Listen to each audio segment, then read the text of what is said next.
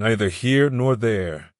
For the past 2 days, we've been discussing mindfulness of death in light of the Buddha's analogy of the fire going from one house to another as it clings to the wind. The new house stands for a new destination, the fire stands for the being defined by attachments, and the wind stands for craving. 2 nights ago we discussed ways of conducting your life to make it more likely that the house next door is a good place to go. Last night we discussed ways of gaining some control over the wind so that it blows the fire in a good direction. Tonight we'll be discussing the Buddha's advice for the best way to die, which is to put out the fire. This means learning how to let go of attachments by which you've been defining yourself as a being, so that you don't have to be reborn at all. This sounds scary. So, to allay the fears of his listeners, the Buddha, even though he said that total freedom can't properly be described, did offer many positive perceptions to help convince you that total non-attachment really is the ultimate happiness. Conversely, he also provided many other perceptions to show the dangers of being reborn. As Ajahn Maha once said, people who feel comfortable with the idea of rebirth don't understand rebirth. If you really take the Buddha seriously, then you realize that death will keep on happening as long as there's craving. That craving is unreliable, and the whole process is ultimately pointless. That's a scary prospect. The best course is to find a way to put an end to birth once and for all. To stop rebirth, you have to stop the craving that leads to further becoming.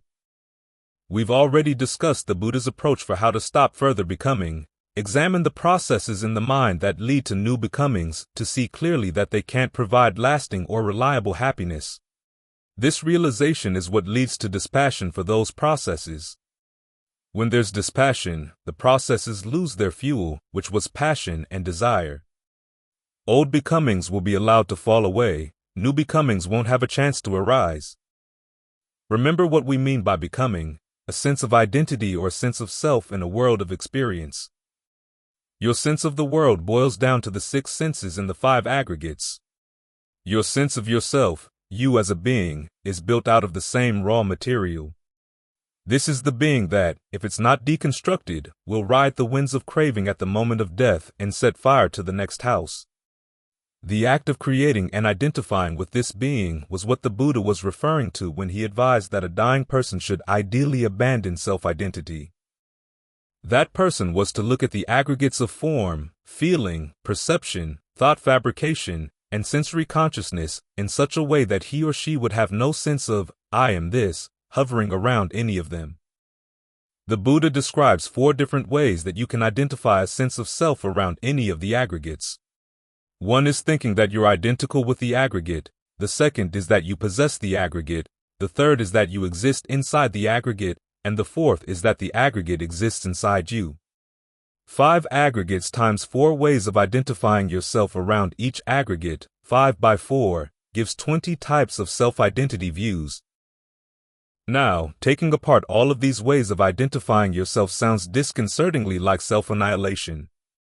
But the Buddha assures us that there's still a consciousness independent of the aggregates and the 6 senses that can be found only when attachment to the aggregates and senses falls away. It's outside of space, outside of time.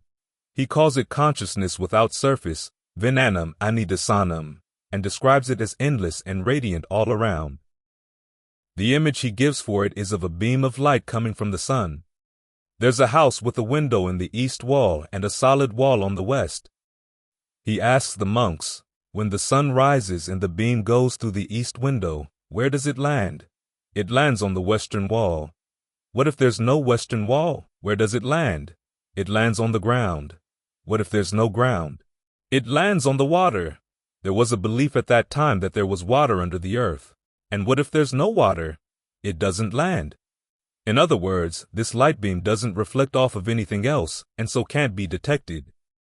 In the same way, consciousness, without surface, independent of the 6 senses, is bright in and of itself, but it doesn't reflect off of anything else, so no one else can detect it.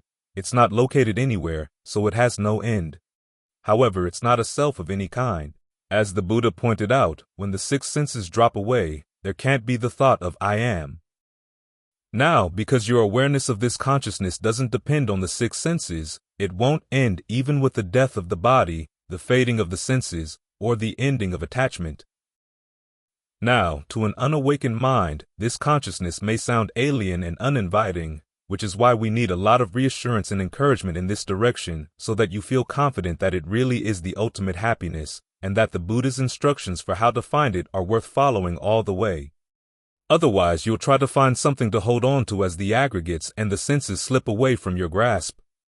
And, of course, what you'll latch on to will be the craving that clings to more aggregates as you ride the wind and set fire to another house.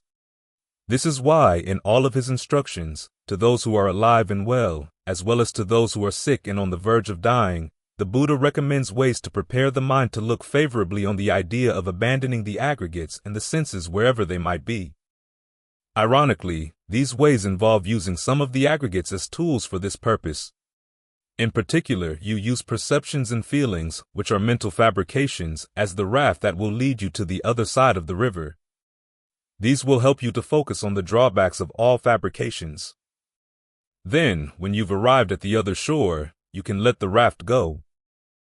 Now, to follow these instructions requires strength, starting with the strength of conviction, even more so than with the instructions advising a skillful rebirth. As I mentioned, conviction makes heavy use of mental fabrications. For instance, with feelings, as you learn not to be overcome by pain and to disjoin your mind from pain, you realize that you don't really want to come back to be deluded and overcome by pain again. You also use perceptions to develop three other strengths in particular: compunction, shame, and discernment. For example, with compunction, the Buddha has you hold in mind the perceptions of samsara that show that it leads to no places you would want to come back to. One perception is that it's like fish in a dwindling stream, fighting one another over the little water that's left, but they're all going to end up dying anyhow. I saw this vividly once in British Columbia. There was a stream that flowed through a forest, then through a beach, and emptied into a bay. Salmon from the bay were swimming up the stream to spawn. As they swam the part of the stream that led through the beach, there were birds waiting on either side of the stream to peck out their eyes. The salmon that made it into the forest came to a shallow spot where there were dead salmon all over the creek bed, so they had to jump over the dead bodies to get to the water. Then there were two bears waiting by the side of the stream to scoop them up, and I thought to myself, samsara. Another perception the Buddha recommends is that if you look around through all the world, you'll see that any place you might look for happiness already has someone else laying claim to it. If you're going to find happiness there, you'll have to fight somebody else off. So those are some perceptions that give rise to compunction. As for perceptions that give rise to a healthy sense of shame, think of the story of King Kauravya. He's been talking to the monk about aging, illness, and death, yet when the monk then asks him, if you had the opportunity to fight for another kingdom, would you go for it? The king is so blind that he says, yes. Think about that. Wouldn't you be ashamed to be as blind as he is? And yet are you behaving like he does? There's another story that shows how to use a sense of shame to get people more serious about the practice. The Buddha had a half-brother whose name was Nanda. For some reason, Nanda got ordained even though he had left a very beautiful woman behind. After he ordained, all he could think about as he was meditating was how she glanced at him as he was leaving and said, "Come back." So he wanted to disrobe. Other monks found out about this, so they reported the matter to the Buddha. The Buddha asked to see Nanda. When Nanda came to him and admitted that, yes, he wanted to disrobe, the Buddha took him by the arm and transported him up to heaven. There Nanda saw the King Deva being waited on by 500 dove-footed nymphs. As an aside, I always wondered what dove-footed meant. It turns out that doves that have red feet, right? In India, the women paint their hands red with henna. For some reason, the men find it really attractive. So the nymphs had feet that looked like they had been painted with henna. At any rate, the Buddha said to Nanda, "Look at these nymphs. How does that woman you left behind compare to them?" And Nanda said, "Compared to these nymphs, she looks like a cauterized monkey with its nose and ears cut off." So the Buddha told him, "If you stay on as a monk, I promise you 500 nymphs in your next lifetime." So Nanda returns to earth and starts meditating very seriously. The other monks find out why he's meditating seriously, so they start taunting him, calling him a hireling and a wage earner, He's hoping for a wage of nymphs. Nanda gets really embarrassed. You can imagine someone from the noble warrior class suddenly being called a hireling or a wage earner. So he starts meditating really seriously, and he becomes an arhat. He then goes to see the Buddha and says, "About those 500 nymphs, you don't have to provide them for me anymore." That's a skillful use of shame in getting someone to practice. As for using perceptions to develop the strength of discernment, you see that craving starts the process of becoming by focusing on a location, and that location can be either physical or mental, so you try to put the mind in a position where it sees that no location is worth going for. Now, this goes against a long-time habit of desire, because our tendency has long been to locate something to desire and then to settle right in there. Remember that craving actually creates locations in worlds of becoming around which your sense of self can form. It can be focused on any number of places, even on craving itself. In other words, we can crave to crave. The Buddha's definition of these locations is, whatever in the world is alluring and endearing. Therefore, you need to put the mind in a position where no location at all seems alluring or endearing, and every potential desire is stymied. You see that all alternative locations entail stress, and you learn to view dispassion toward all locations as a good thing. As the Buddha says, Nibbana is neither here nor there nor between the two, and yet it's the ultimate happiness and the ultimate object of interest. The texts call this strategy finding an opening in a confining place. In other words, you get the mind cornered so that it has to see that it has to abandon passion for any location, here or there, in order to find genuine happiness, and it won't settle for anything less. The Buddha employs two approaches for developing discernment in this way. Both of them make use of perceptions. He uses these approaches to get people to examine their minds both when they're healthy and strong and when they're dying. The moment of death is when the issue of location becomes especially urgent. Normally, you see that you can't stay here, so you search for another location someplace else, there, to settle into. What the Buddha does in a case like that is to get you to see that there's nowhere here or there worth going to. Of the two approaches, the first is to set your mind on the higher pleasures of the heavenly realms so that your desires are no longer focused here on the human realm. Then you reflect on the drawbacks of those higher pleasures until you see that even those locations aren't worthy of desire. We've already seen this approach in the cases of Manama and Nanda. This approach especially works for those with strong sensual desires. In other words, the Buddha says, in effect, that you don't really want to come back here because the pleasures up in heaven are a lot better. Then, when you set your mind on heaven, he asks, do you really want to go there? You reflect until you see that those pleasures will ultimately disappoint you, so neither here nor there looks good. Then the mind is in a position where it might be open to an option that's not a location, that's neither here nor there. The Buddha's second approach is to start out focusing on the drawbacks of each of the aggregates right here in the present moment until it really goes to your heart that these things really entail suffering if you go for them. Then you reflect, all the aggregates anywhere you might go are the same sorts of things. Anywhere in the cosmos, in any future place that you could go, so no location looks alluring or endearing. That's when you see that dispassion and letting go of desire is a good thing. I'll give you two examples of this second approach.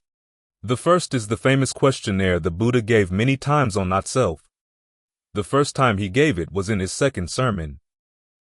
In his first sermon, he had taught the monks that clinging to the aggregates was suffering, and that the duty with regard to that suffering was to comprehend it. This means contemplating the aggregates and the act of clinging until you end passion, aversion, and delusion for both. Then he built on this teaching in his second sermon, and did it in 3 stages. In the first stage, he posed the questionnaire. He asked the monks, is form constant or inconstant? They said, inconstant. Then he asked, if something is inconstant, is it easeful or stressful? This is where using the word inconstant for anicca is important. It's possible to see impermanent things as pleasant, but inconstant things are obviously stressful, so the monk said, it's stressful. Then the Buddha said, if something is inconstant and stressful, is it worth calling it yourself? Notice that this is a value judgment, and the answer is no. Then he goes through all of the other aggregates in the same way. That's the first stage. In the second stage, he has the monks reflect on how that value judgment, that the aggregates are not worth clinging to as self, applies to all possible aggregates, past, present, future, near, far, gross, refined. In other words, on any possible level of rebirth in the cosmos. In the third stage in this approach, he recommends that disenchantment with all of these aggregates would be a good thing, both with regard to current aggregates and with regard to the idea of taking them up again in any future rebirth. Disenchantment with these things leads to dispassion. Dispassion then leads to total freedom. It was by following the Buddha through these three stages that all of his listeners became fully awakened. That's one example of how the Buddha would start with pointing out the drawbacks in the present moment, right here, and then the drawbacks of any possible there where you might focus your craving. Then you open your heart to the positive results of disenchantment and dispassion, so that you can incline the mind to see the freedom of the deathless, neither here nor there, as a positive thing. The second example comes from a time when a monk, Jaramananda, was very sick. Ananda comes to the Buddha with news that Jaramananda is sick, and asks the Buddha to go teach him. The Buddha says, "I'll teach you 10 perceptions, and you can go teach them to Jaramananda." 1. The first perception is the perception of inconstancy, perceiving all of the 5 aggregates as inconstant. 2. The second perception is the perception of not self, which means perceiving the 6 senses, along with their objects, as not self. 3. The third perception is the perception of unattractiveness, which analyzes the body into its 32 parts and asks, which part of the body, if you took it out on its own, would be attractive? The skin? If you peeled the skin off and just put it in a pile on the floor, would it be attractive? Not at all. That's the perception of unattractiveness. 4. The fourth perception is the perception of drawbacks, which is a list of the many diseases to which the body is prey. In other words, each part of the body has its diseases. And yes, even your eyebrows, there are mites that live there. 5. The fifth perception is the perception of abandoning, seeing that you should not allow any unskillful mind states such as sensuality, ill will, or harmfulness to invade the mind or remain there, and that it's possible to wipe them out of existence. 6. The sixth perception is the perception of dispassion. This is the perception that dispassion would be a refined and exquisite pleasure. 7. The seventh perception, the perception of cessation, is to perceive the cessation of aggregates, leading to unbinding, as something exquisite.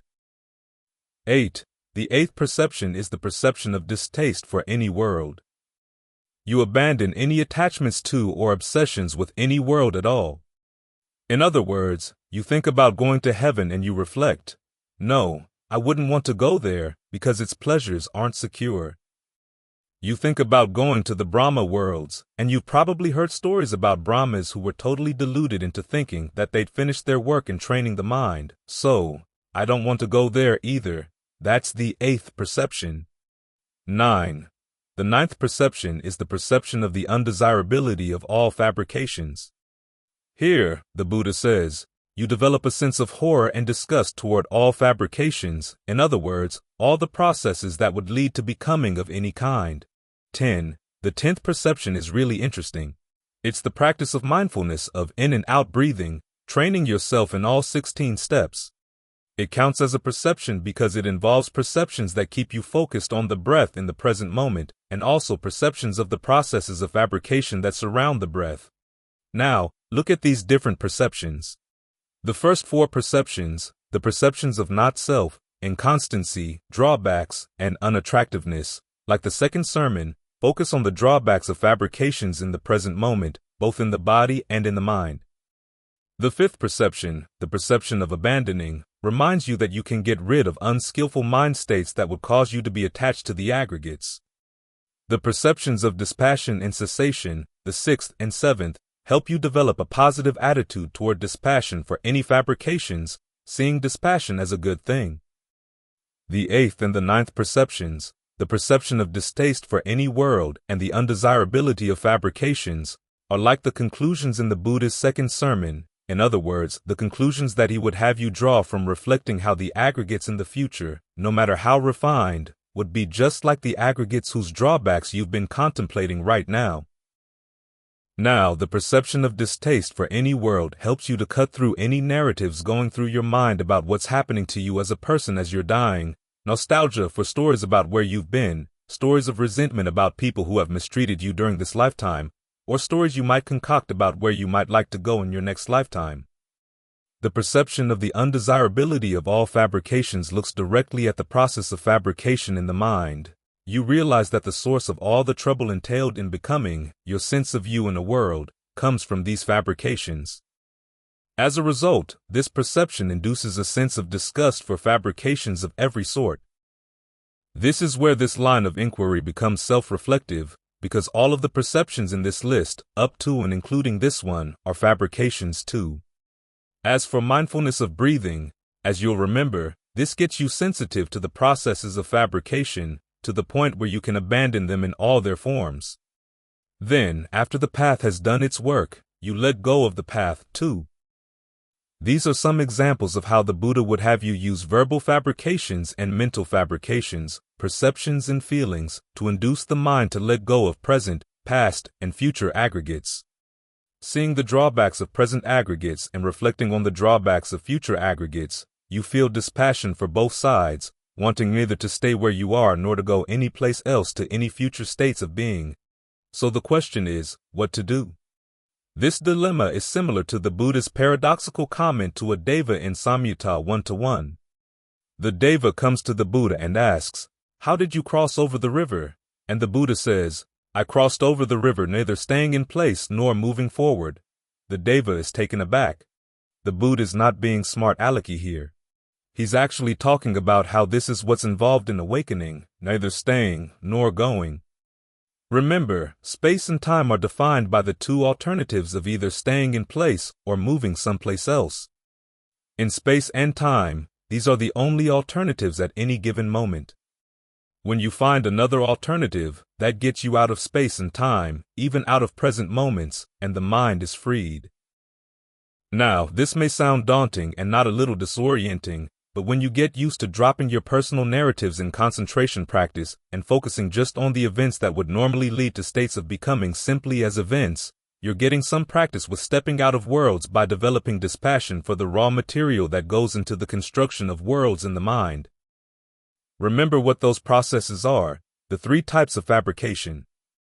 As you get used to seeing these fabrications simply as processes, inconstant, stressful, and not worthy of claiming as yourself, you begin to become more and more inclined to see that the Buddha was right, that the unfabricated would be the highest possible happiness. This is how the practice of developing mindfulness and concentration helps support discernment as a strength. So even though total freedom may sound daunting, remember, the Buddha never let himself get daunted by aging, illness, and death, or by whatever was needed to go beyond these things. He was willing to make sacrifices for whatever would be better. And he teaches us so that we can become undaunted in the same way, too. The vocabulary of meditation. Today we'll have a vocabulary lesson and a history lesson. In the canon, the Buddha talks about developing two qualities while you meditate. One is tranquility or samatha, and the other is insight or vipassana. He says that you develop both of these qualities while you're doing jhana. As you'll remember, jhana is right concentration, and the instructions for right concentration are contained in the description for right mindfulness. For example, for the body, the instruction is to keep track of the body in and of itself, ardent, alert, and mindful, putting aside greed and distress with reference to the world. So there are three qualities that you bring to the practice: mindfulness, ardency, and alertness. Mindfulness means keeping something in mind, as when you keep the breath in mind. Alertness means watching what you're doing while you're doing it, along with the results that you're getting from what you're doing. Ardency is basically right effort, in other words, trying to give rise to the desire to abandon unskillful qualities and to develop skillful qualities. As you practice right mindfulness and can keep the mind on its object, you're aware of what you're doing, getting rid of any distractions and developing the qualities that help you stay more stably there. that's when you get the mind into right concentration. Now, the Buddha says that when you get the mind into jhana, it requires tranquility and insight to get it there. Then, as the mind grows still in jhana, the result is that the jhana provides a basis for your insight and tranquility to get even stronger. At that point, it's a matter of which quality you need to develop at any particular time. Sometimes you notice that you need to get the mind more tranquil, and the questions you ask in that case are, what do I do to get the mind to settle down? And, what can I do to get it to be more unified? First, of course, you have to deal with any distractions that might pull you away. If you've been to any of our past retreats, you may remember that there are 5 techniques that the Buddha recommends for dealing with distractions. The first is that you simply notice that you've lost track of your object, and you bring your mind right back. The second, if the mind keeps going to a particular thought, is that you have to talk to yourself about the drawbacks of that kind of thinking. The Buddha says that you want to get to the point where you feel really disgusted with it. The image he gives is of a young man or woman fond of ornament, looking into a mirror and seeing that a dead snake or a dead dog is tied around his or her neck. Sometimes you don't have to get that disgusted. You just want to convince yourself that that kind of thinking has no appeal. My favorite way of using this type of approach to distractions is to ask myself, if this were a movie, would I pay to see it? The acting is horrible, the script is miserable, and I've seen this many times before. That's often enough to say, I've had enough of this. A third approach for getting the mind to drop its distractions is basically to tell yourself, I don't have to pay attention to this. It's as if a crazy person has come up to talk to you when you're walking along the street. If you try to drive the crazy person away, he's got you. So the best approach is simply to ignore him and keep on walking. He may yell at you for a while and say outrageous things, but eventually he'll give up. A fourth approach is to relax around the tension that arises in the body along with the distraction.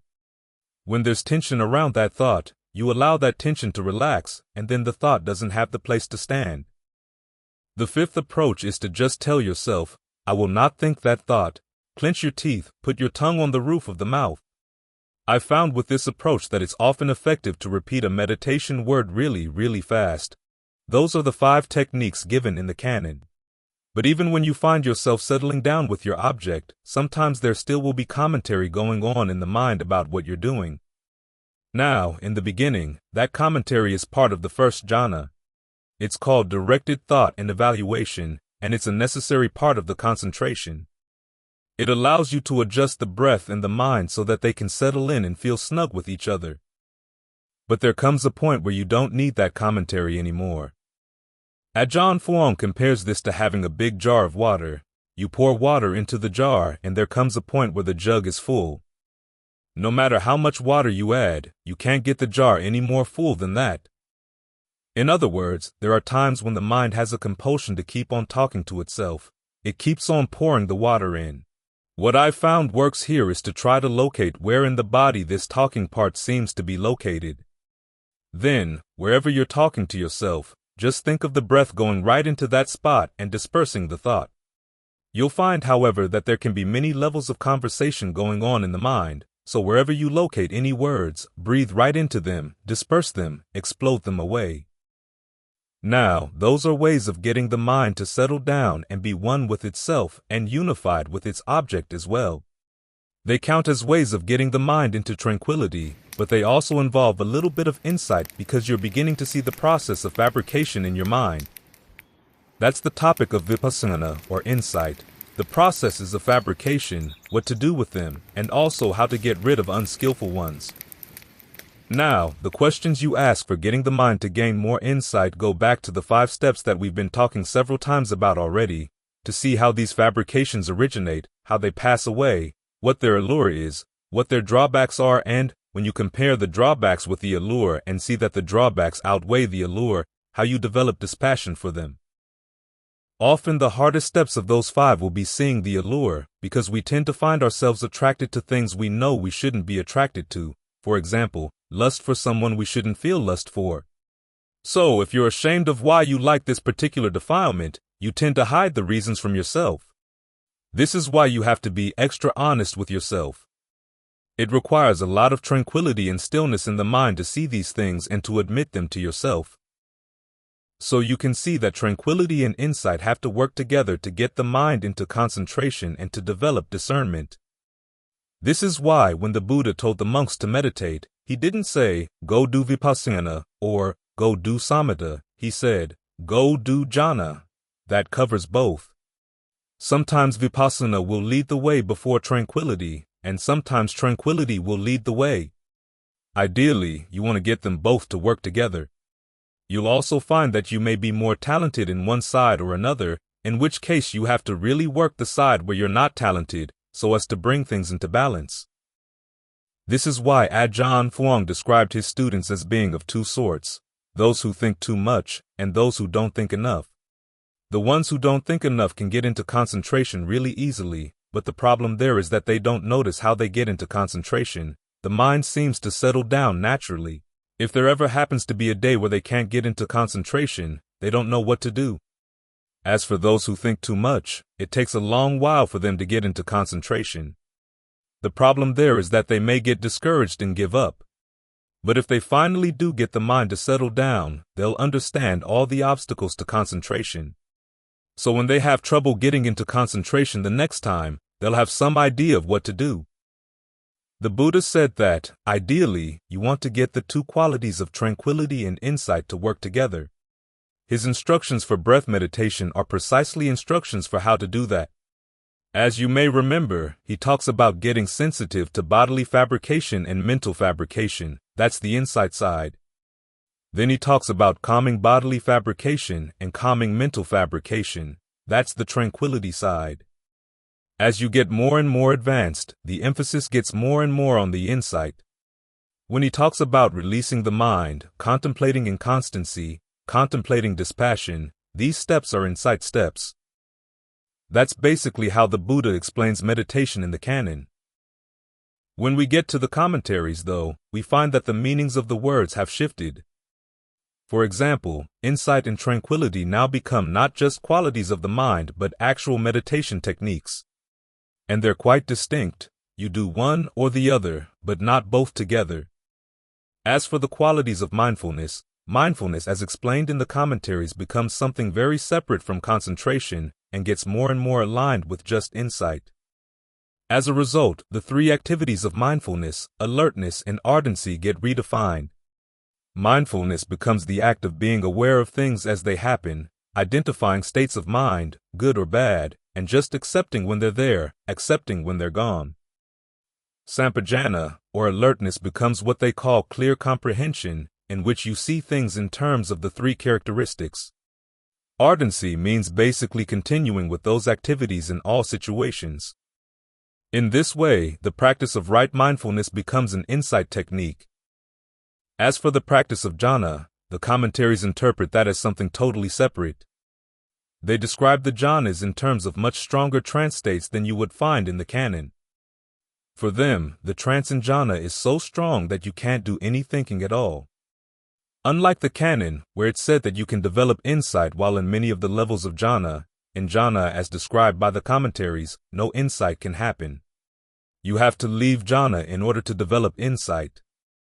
In the course of Buddhist history, the commentaries have had a large influence in Burma and Sri Lanka, which is why when you see the vipassana techniques coming from Burma, they make a clear distinction between samatha and vipassana. Vipassana, in their explanation, basically means seeing things as they happen, accepting them as they happen, being able to label them in line with how they are classified in Buddhist psychology. From their point of view, you have to leave jhana before you can develop insight. In Thailand, the commentaries have not had that much of an influence, which is why the teachings of the forest tradition are much closer to the canon. That's why, when you ask a monk from the Thai tradition, okay, I've been doing samatha, when do I stop that and start doing vipassana? He will basically say, well, you do both. It's basically a matter of emphasis. As I said, you need some insight in order to develop tranquility, and some tranquility to develop insight. Basically, the instructions will be, do what you can to get the mind to settle down and try to get it really solid. There's no great hurry to have to start doing insight. Ajahn Mahabua talks about how he was basically doing concentration practice for 8 years before Ajahn Mun started pushing him to develop insight. However, you can't help but develop some insight in the course of doing concentration. Ideally, you want to have the foundation of your concentration strong enough before you start doing some of the questioning that goes into fabrications and insight. The problem is that we don't live in an ideal world. When an issue comes up, even though your concentration may not be very strong, if the issue is pressing enough, you have to start developing insight around it. So, you have a choice. If an issue is not pressing, you just put it aside for the time being to create space to work on your concentration. But if it really is urgent and pressing, then you use whatever discernment you can muster, either on your own or from what lessons other people have taught you. It's by exercising your discernment in this way that it becomes stronger.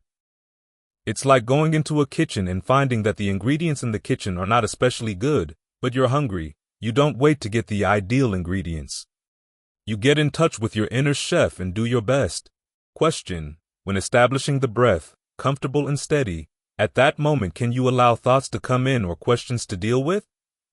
My steadiness is so fragile, I'm afraid of figuring out what the next step is. Can you help?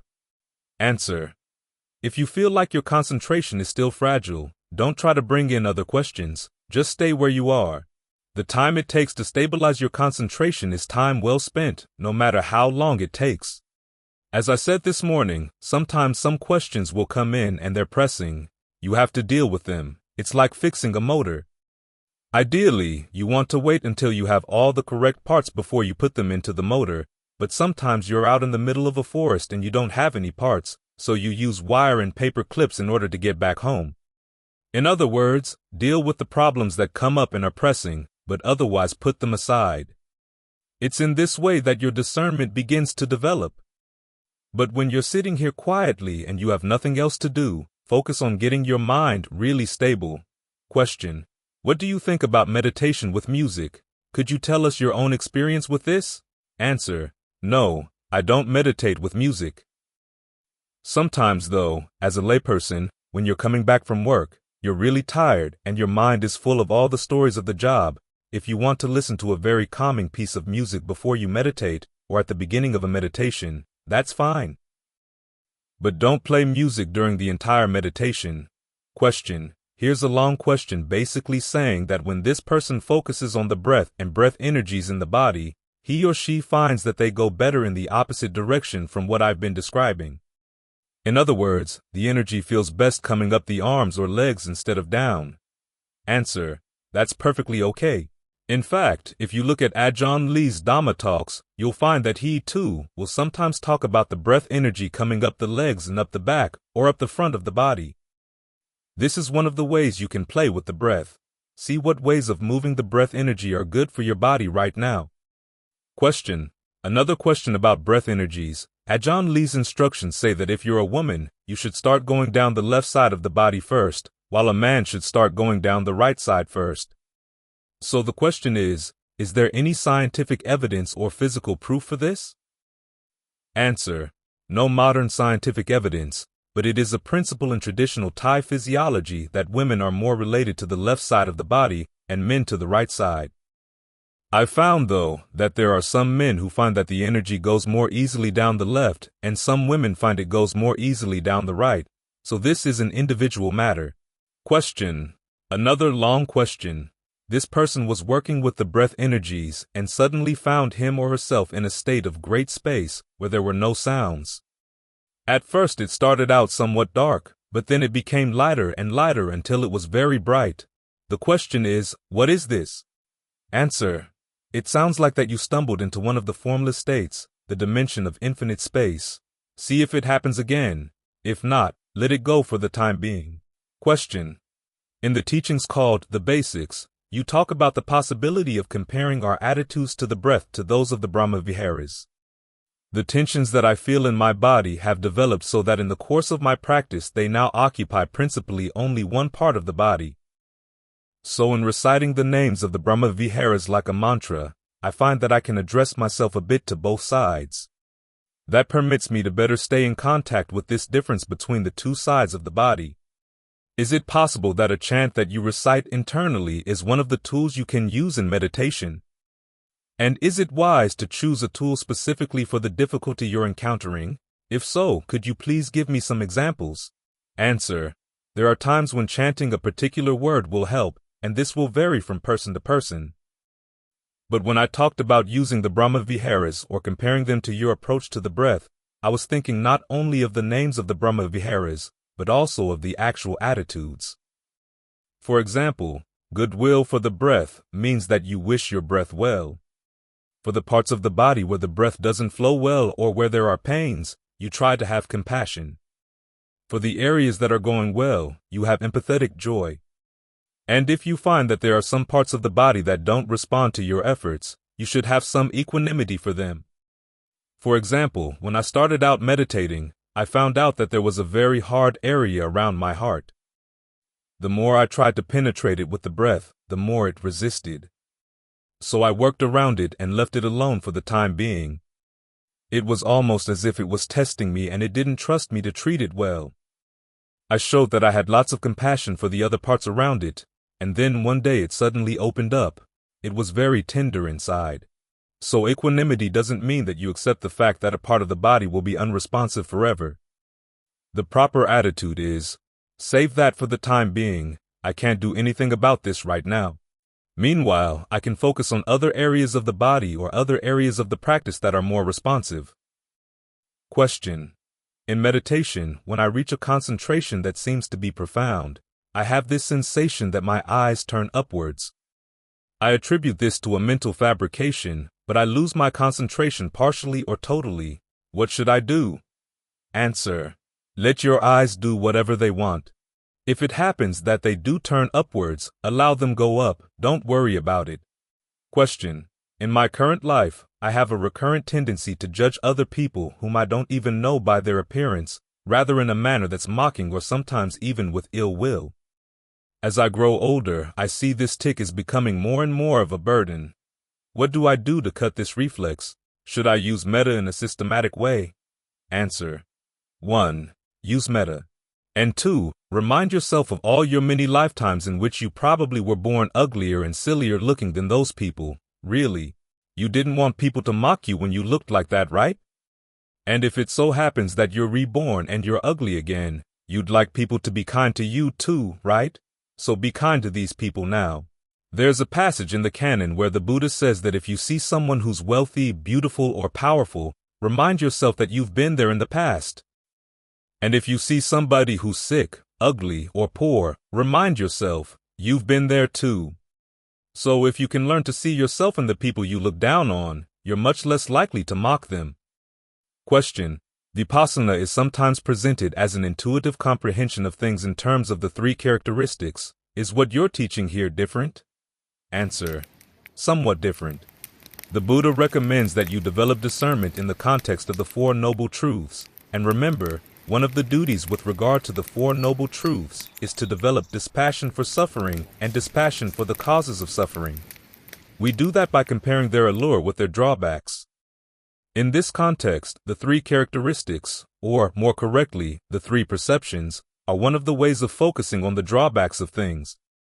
But there are also other ways in which you might look at the drawbacks of the defilements you find attractive. You want to be able to use whatever ways of contemplating the drawbacks that work for you in developing dispassion. In particular, focus on the defilements that attract you, noting how things that don't attract you are inconstant, stressful, and not self doesn't really have much of an impact on the mind. You can think about this hall. It's inconstant, stressful, and not self, but as long as it doesn't fall on us, we're okay.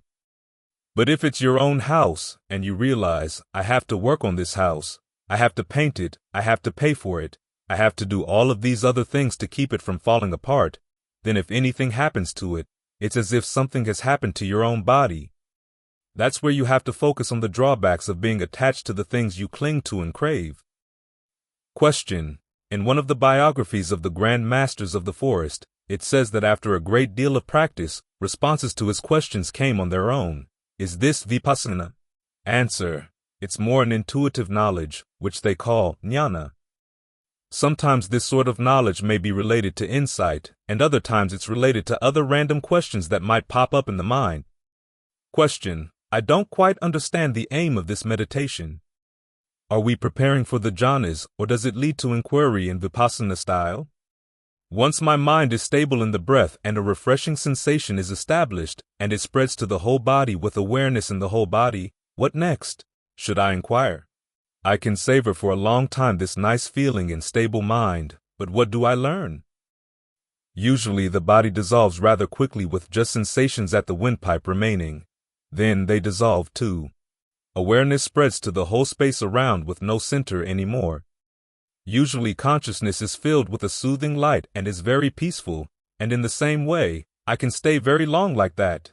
It's nice, but what am I learning? What do I do next? Answer: you're learning the skill of getting the mind very quiet so that it can see mental events clearly. This requires patience. And as the Buddha said, you need some insight and tranquility to get the mind into jhana.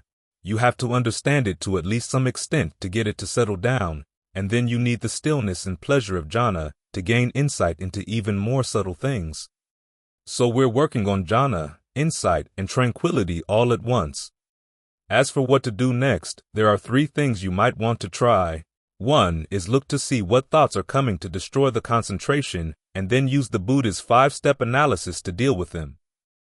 Or you can sit for very long periods of time until there's pain in the body, and then when the pain appears, learn how to analyze the pain and your relationship to the pain as we described the other day. A 3rd possibility is when you leave meditation, see what defilement your mind goes to first, and then analyze that, looking for its allure and its drawbacks. Question: Dear Ajahn, could you please explain equanimity again? What is meditation on equanimity and how to practice it? Answer: basically, equanimity is maintaining a stable emotional state with regard to things that are either very good or very bad. As a meditation practice, you can think of situations in your life where things are not going the way you want them to and you can't do anything about them. You have to learn how to be equanimous toward them by reminding yourself that if you allow yourself to get upset by things of that sort, your mind won't be clear enough to deal with the areas where you could make a difference. The traditional way of developing equanimity is to think of situations in the world that are beyond your control. Then remind yourself that the situations depend on the karma of the people involved. In many cases, the nature of karma is such that you cannot help them right now. This could be attributed either to their karma, or to your karma, or to both. A psychotherapist I know once told me that one of the most difficult parts of being a therapist is realizing that you're not the best therapist for a particular patient, and you have to pass the patient on to somebody else. It's a humbling experience, realizing the limitations to your powers and abilities. That's one of the ways you develop equanimity. Question: what is the Pali term for the consciousness you talked about the other day? Is there a notion of the bardo in the Theravada? Answer: the Pali name of the consciousness I mentioned yesterday is Vijnanam Anidasanam, which means consciousness without surface. The image is of a ray of light coming through a window, like the beam of sunlight shining on me right now. Now imagine I'm not here. The floor is not here. The earth underneath it is not here. The light beam comes through the window and doesn't land anywhere. That's the image they give in the canon, a light beam that lands on no surface at all. That's why it's called consciousness without surface. You might think about all the light going through outer space right now. You look up at night, and outer space appears black, right? Actually, though, it's full of light that's not being reflected off of anything. The reason we see the moon is because it's reflecting the light from the sun. If the moon were not there, we wouldn't see anything at all, even though the light beams were still shining through that spot. This is one of the reasons why the Buddha said you cannot locate a person who's attained full awakening. The consciousness of such a person is landing on no surface. And no, we don't have the concept of the bardo in Theravada. However, there is a belief that beings, after death, may go through intermediate states in search of a place to be reborn, but this depends on each person's individual karma, and there's no set order in which a being might go through these states. Question: yesterday you mentioned an essential consciousness using the image of the rays going through the house and are not blocked by the wall, the earth, or the water on the west. Can you elaborate on what this essential consciousness is? Is it our soul, our true self? Does each person have his own ray of essential consciousness? Doesn't essential consciousness contradict anatta or not self? Answer. To begin with, it's not our soul. It's not our true self. Each person has the ability to get in touch with this consciousness, but the only way to do that is by putting away all fabrication. It doesn't contradict the teaching on not self because there is no sense of self within that experience. Any and all sense of self-identification has to be abandoned before you can contact it. Question. How to talk to someone who is grieving deeply over the loss of his wife. This person is very realistic and pragmatic and rejects all spiritual ideas. What can I say to him about this sense of loss? Answer. Point out to this person that if he allows himself to be overcome by grief, he's not going to be able to do anything useful for himself or for the world. I think in this case that the Buddha would also recommend that this person reflect on the fact that everybody has lost a loved one at one point or another. When you contemplate this fact, you can expand your sense of humanity to uncover the realization we all have been through grief like this. Tell your friend that it would be best to develop compassion for everybody else who has also suffered this kind of loss. In that way, he can find some meaning in life by thinking, maybe I can help other people who are also suffering in this way. Question. Aging. Isn't it also a natural process that makes us aware of unavoidable loss so that we can let go of our superficial desires? Doesn't the function of our sense of our diminished hearing, sight, touch, taste, and our lack of our mobility and energy lead us back to the essential? Answer. Ideally, yes, but there are a lot of people who don't want to be brought back to the essential, which is one of the reasons why we have a retreat like this, so that people can focus on what really is important in life. In America, they have clubs that get together for the space of a year and say, okay, imagine that we're going to die at the end of the year. How would we change the way we live our lives in the meantime? They help one another adjust to the idea of what really is of essential importance in their lives and what is not. I've suggested to the members of one of these clubs, how about trying this? Imagine that you really believe in rebirth and karma, and that you have 1 year left to live. What changes would you make in the way you live your life? A number of people have told me that they don't like the idea, and one person said that he finally figured out why. He would have to live his life in a much better way. That, of course, is the whole point of accepting the Buddhist teachings on karma and rebirth as working hypotheses. You live a much better life. Question. Dear Ajahn, dying, we face 3 possibilities: annihilation, rebirth, and the end of becoming. Could it be that annihilation is closer to the absolute state of letting go of it all? What do you think would happen with people if the whole system of reward and punishment of karma would fall away? Answer. To begin with, there are only 2 ways of dying, either being reborn or putting an end to becoming. The Buddha said that one of his important discoveries was that what you think is annihilation is actually another state of becoming or rebirth. As with every other state of rebirth, it'll come to an end and then you'll take on another state of becoming. And if the whole system of karma fell away, we would be helpless. Our actions wouldn't be our responsibility and wouldn't yield any results. When the Buddha taught karma, he didn't teach it as a system of reward and punishment. He taught it to explain how the power of our choices is what gives our lives meaning. We're responsible for what we choose to do, and these choices really do make a difference. He focused primarily on 2 types of activities, generosity and gratitude.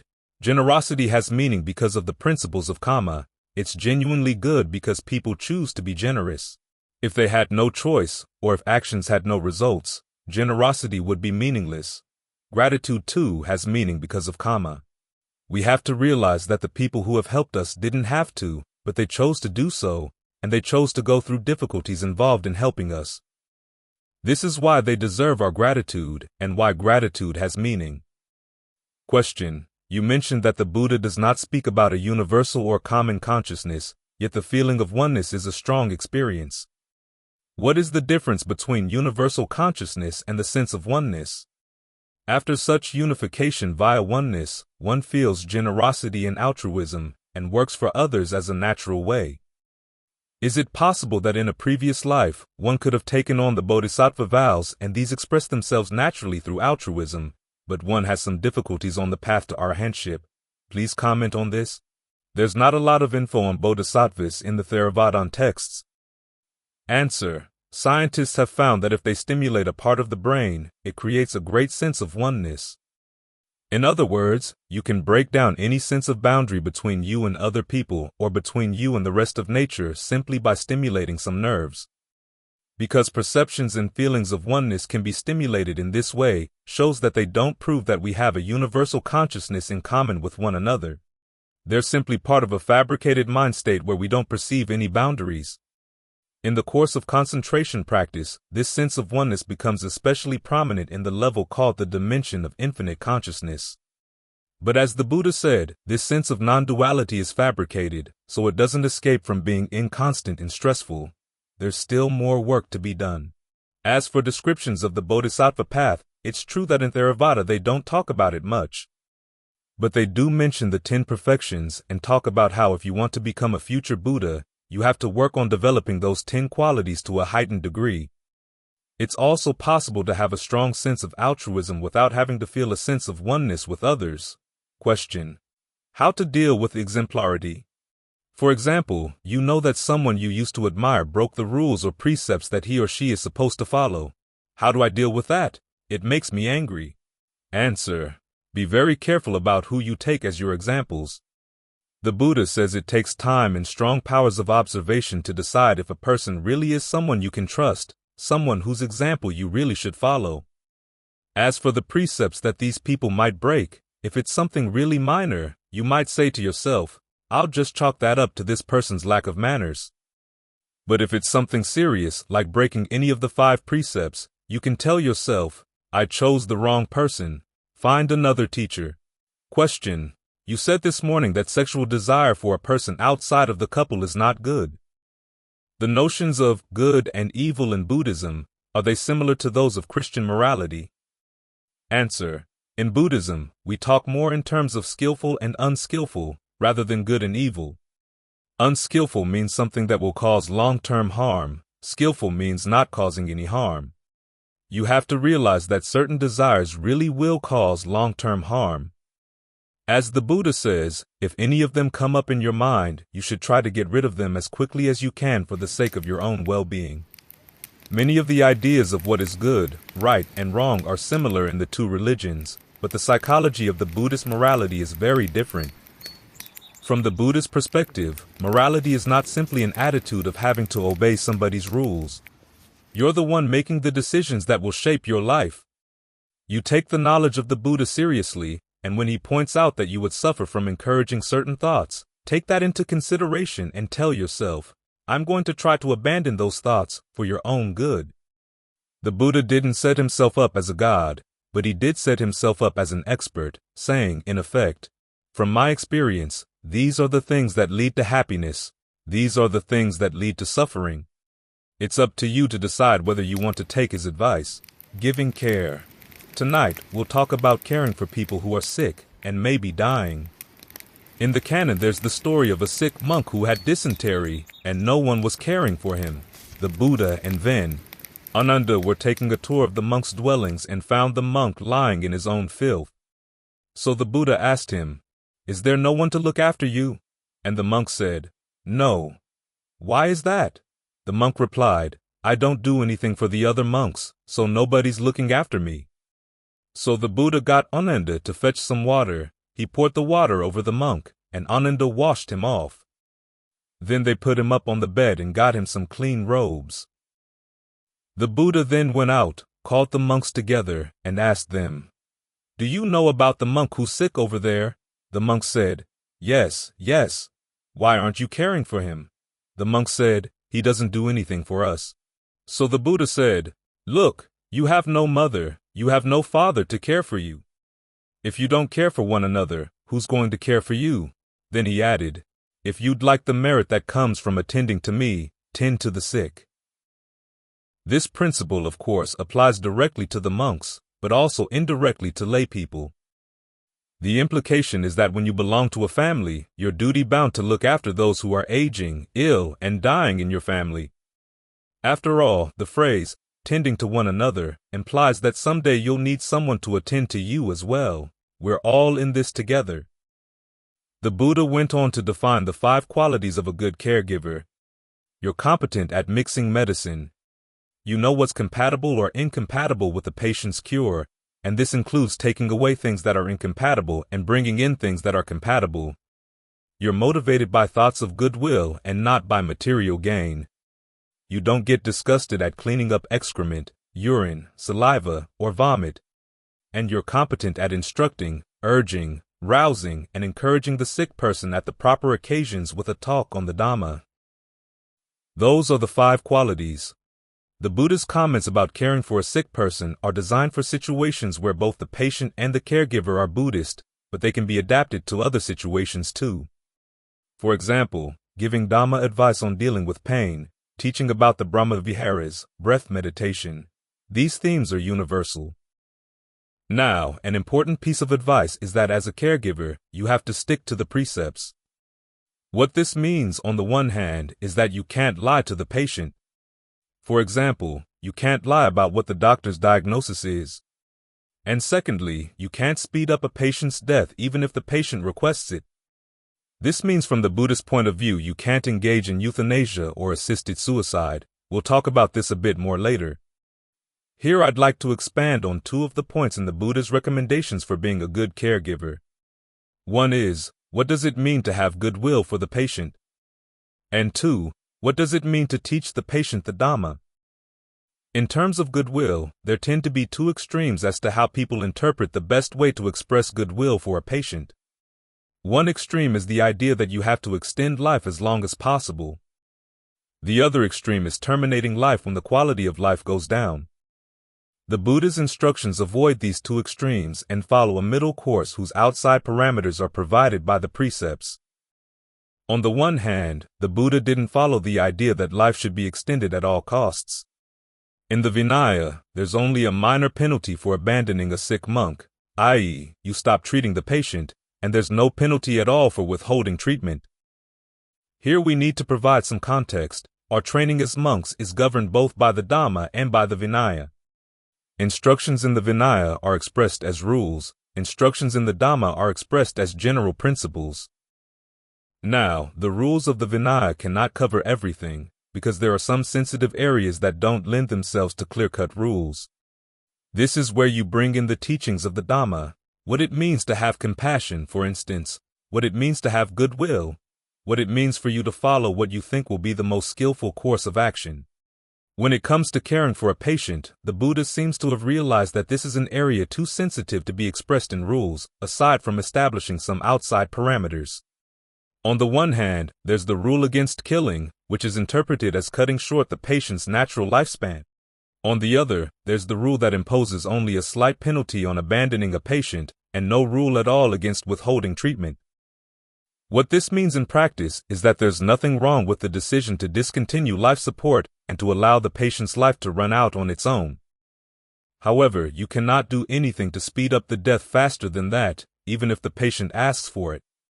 After all, you don't really know where the patient is going to go after death. So there's no excuse for putting the person out of his misery.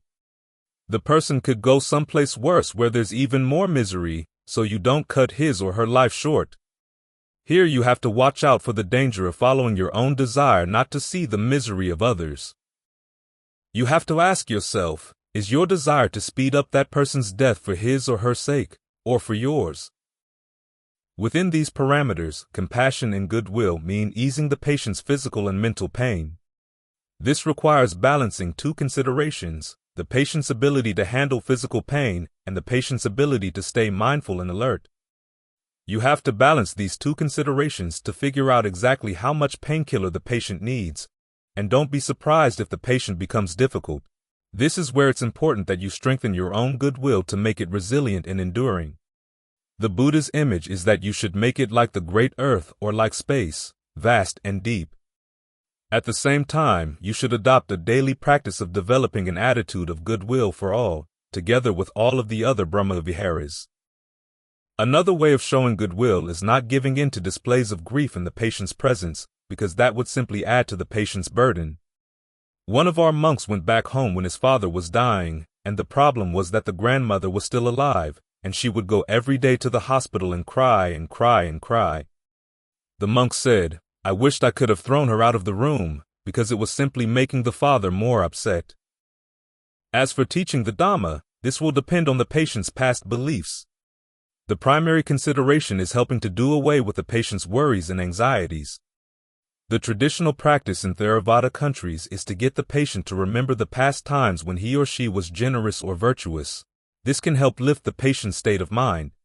Now, if you're dealing with a patient with other views, try to figure out what, within the context of those views, the patient would find uplifting. Once, when I was in Thailand, I was part of a group of monks who were invited to visit a man in a hospital who was dying of liver cancer. The man's main concern was embarrassment about how ugly his body looked with the abdomen all swollen. He had lived most of his life being very proud of the fact that he kept himself fit and in good shape. Even when his friends were getting fat, he was staying slim and trim. So we told him, at this point, it doesn't really matter what you look like.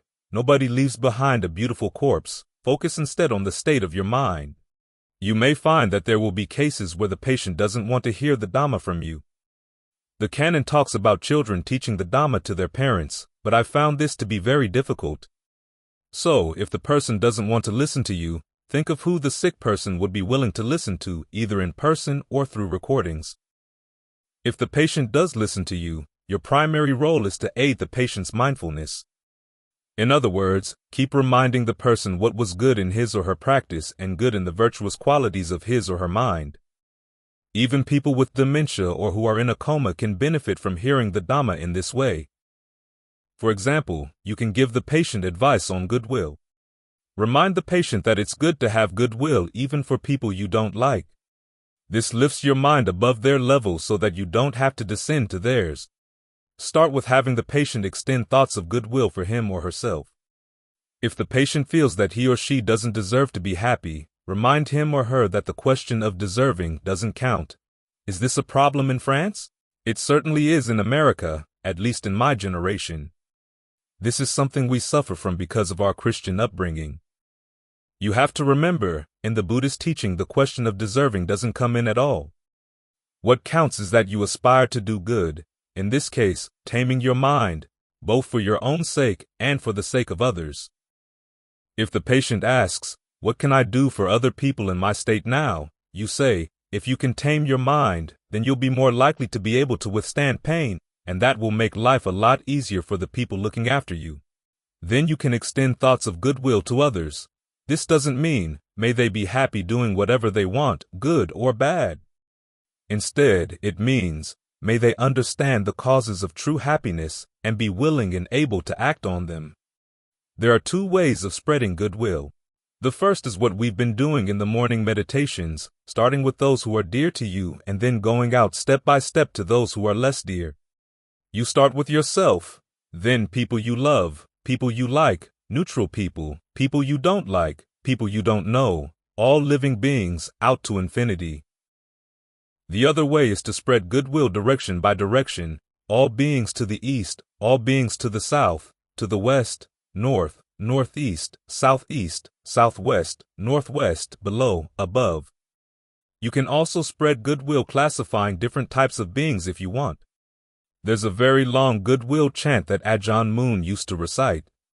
First he would chant it, extending goodwill for all beings in the 10 directions, and then get more specific. All human beings to the east, human beings to the south, to the west, etc., all devas in the 10 directions, all the hungry ghosts, all the animals, all the hell beings, all the noble beings, all the non-noble beings, all the males, all the females.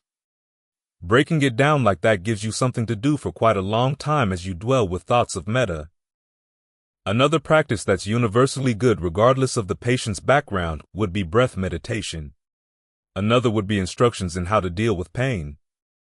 Now, the style of talks that you give to this person should follow the style that the Buddha himself would have used. They say the Buddha would give talks using 4 styles: instructing, urging, rousing, and encouraging. You'll notice that of these 4 verbs, only one is giving information, the other 3 are basically giving energy to the listener. Among the Thai Ajans, this is very common. Back when I was translating Dhamma from Thai to English, I noticed that about 80% of the Thai Ajans' Dhamma talks would be what we would call pep talks. So, try to give those kinds of talks to your patients, with the emphasis on giving them strength. In effect, you're focusing on developing the patient's strength of conviction, and then based on that, the cluster of strengths that come under mindfulness, concentration, and discernment. Now, in terms of discernment, note that you have to do your best to train the patient in the direction of right view at death. I've known some people who feel that it's kinder to simply let the dying person die in peace, but that's because they believe that there's nothing more for the patient to do, so you should simply let the patient rest with no responsibilities. But from the Buddha's point of view, the patient will be making some important decisions at the moment of death, so you want to encourage the patient to have the strength to make the right decisions. Even people who have been meditating a long time, if they haven't really succeeded in perceiving pains as something separate from their awareness, can get discouraged as they find themselves unequal to the task of facing pains with discernment. Like King Karavya, they're alone with the pains, with no one to share the pains to make them less. On top of that, the body is beginning to escape whatever measure of control they used to have, and they face the prospect of leaving everything in this life behind. Like the king, they may revert to their enslavement to craving, rather than recognizing that the cravings are something they should master. One of the worst things their cravings might tell them is that Dhamma practice doesn't work after all. This may lead them to revert to the condition that the Buddha identified as our most primal reaction to pain, bewilderment on the one hand, and a search for someone, anyone, who will know how to put an end to the pain on the other. Pain, fear, and weakness are bad enough, but add bewilderment to the mix, and the mind can search for and grasp at anything. If people have to leave the body at that moment, the wind of craving can carry them anywhere at all. So it's essential that you help your patient maintain right view in the midst of these challenges. This means believing that it's really important to do what's skillful and abandon whatever is unskillful. When you view your pains and weaknesses from a Dhamma perspective, that's half the battle right there. In other words, right view in this case means that even though there may be bad things coming in from your past karma, you can still do something skillful now. The other half of the battle depends on rousing and encouraging your patient's defiant fighting spirit in the face of pain, physical weakness, and fear. After all, as you remember, the Bodhisattva's own fighting spirit, his audacious desire to come out victorious over death, was what enabled him to find the Dhamma of the deathless and teach it to other people to begin with.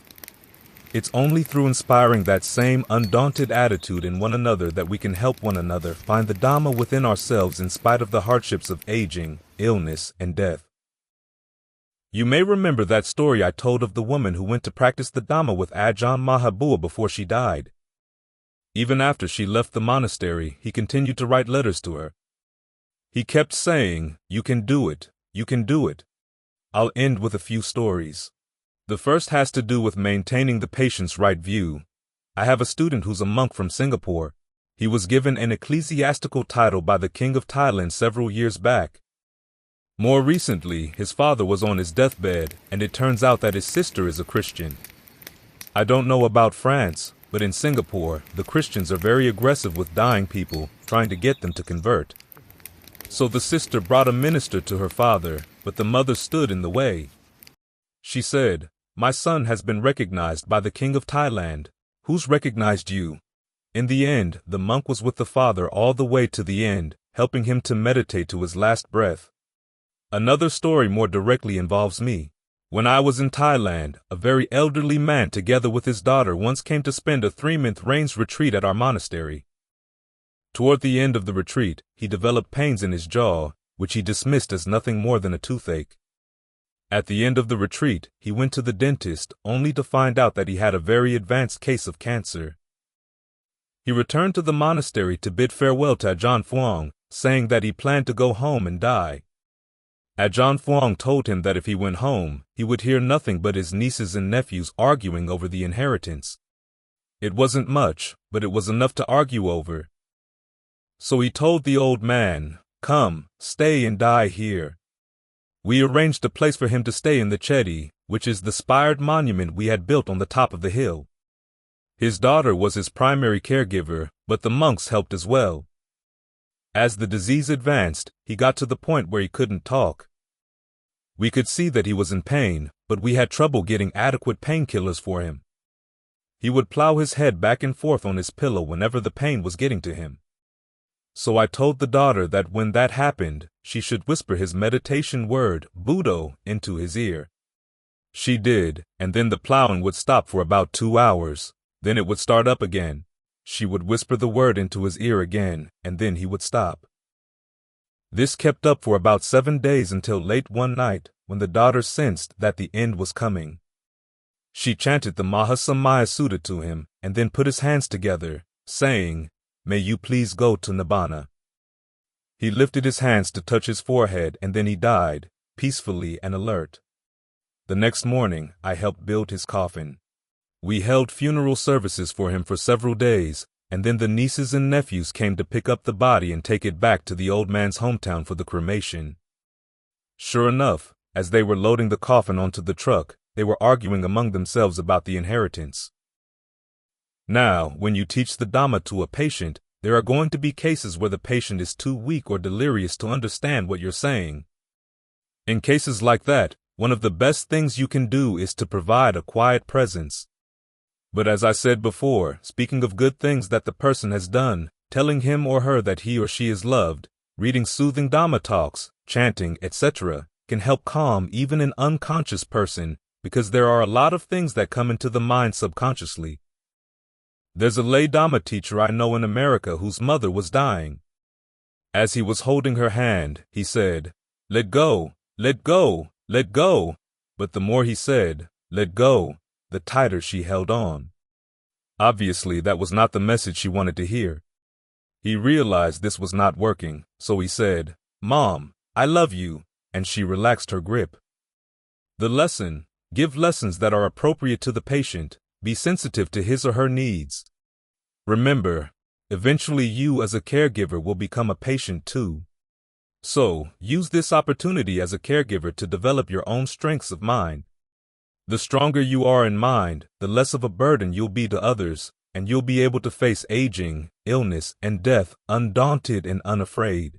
Passion for dispassion.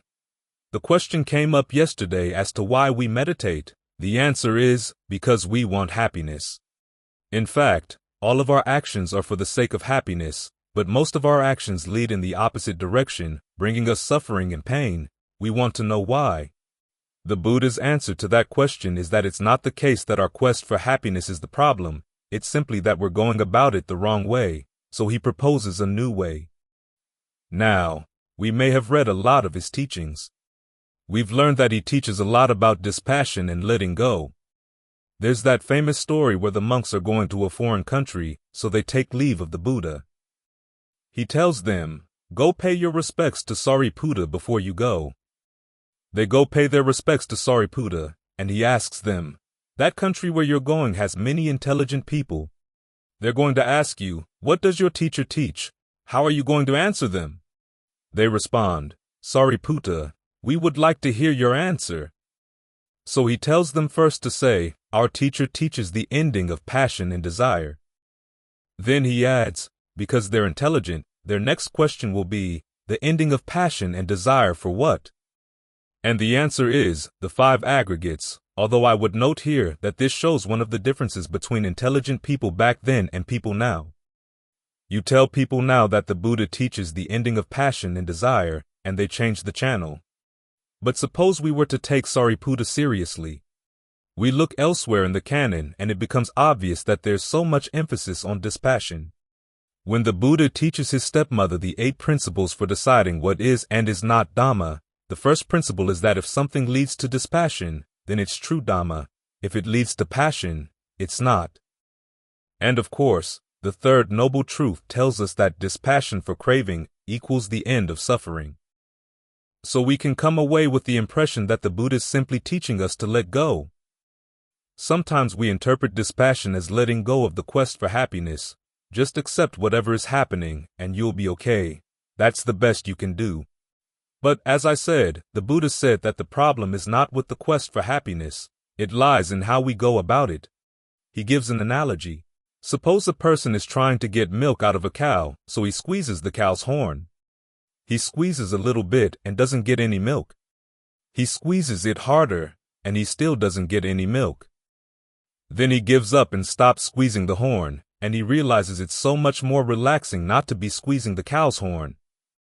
So he just relaxes and he tells himself, I don't need any milk. But that's not what the Buddha recommends. He affirms that it's all right to want milk. After all, the cow has milk to offer.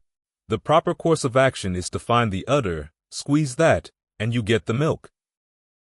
Basically, what this means is that the path to the end of suffering is going to require right effort.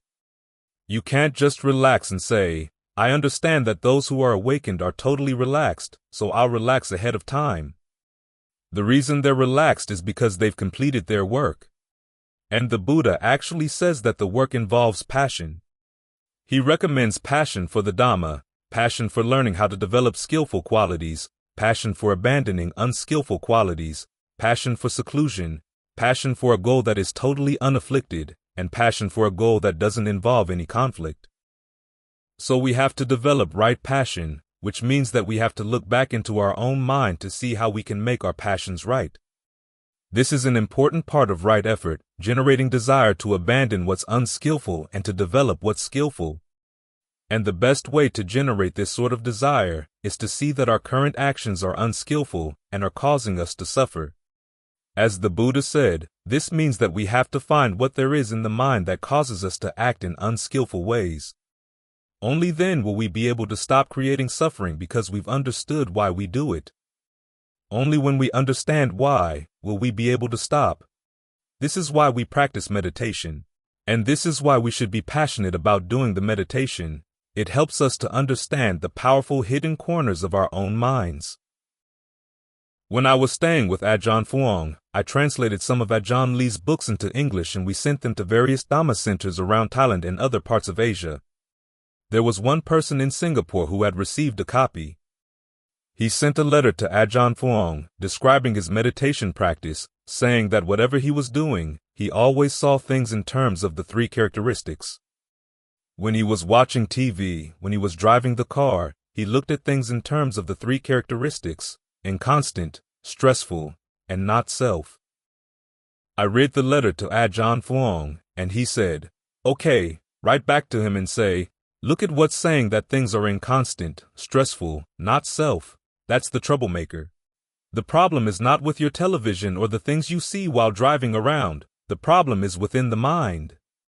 This is one of the reasons why we practice concentration. We want to understand what's going on in the mind. We do that by getting the mind as quiet as we can, both because we learn a lot about the mind in the process of getting it to settle down, and also because once the mind has become quiet, then when there's the slightest disturbance in the mind, the slightest movement in the mind, we can see it clearly. That's where you begin to see how and when the mind lies to itself. This is a message that you hear throughout the forest tradition, which is that your mind is lying to you. Ajahn Chah once said that when you're keeping track of your mind, the first thing you learn is how much it lies to you.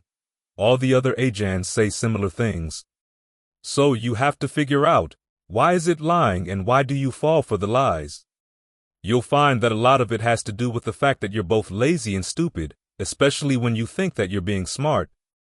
So, you have to bring a slight skepticism to the movements of your mind. Where is my mind lying to me? One of the first lessons you learn when you're doing concentration, if you really stick with it, is that you get to a state where you say to yourself, my mind is totally quiet. But if you stay with it longer, you begin to see that there's still a little bit of disturbance in there. So you let go of what you're doing that's causing that disturbance, and then it gets a lot quieter. Then you say, this is it, totally quiet. But if you stay with it for a while, you find that there's a disturbance there as well. You see the level of stress in the mind go up and down very subtly, and you can detect what you're doing to make it go up and down. You're developing your sensitivity. This is why one of the emphases in the forest tradition is that you try to get the mind as quiet as possible.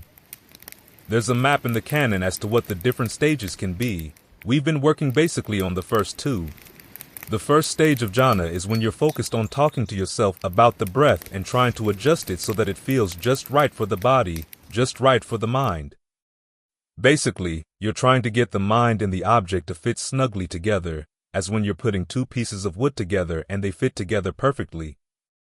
Then, when they settle down like that, you can stop the internal dialogue and can just be one with the breath. There will be a sense of fullness and pleasure. That's the second jhana. Now, sometimes that sense of refreshment or rapture comes to be too much. It's as if you're tuning your radio.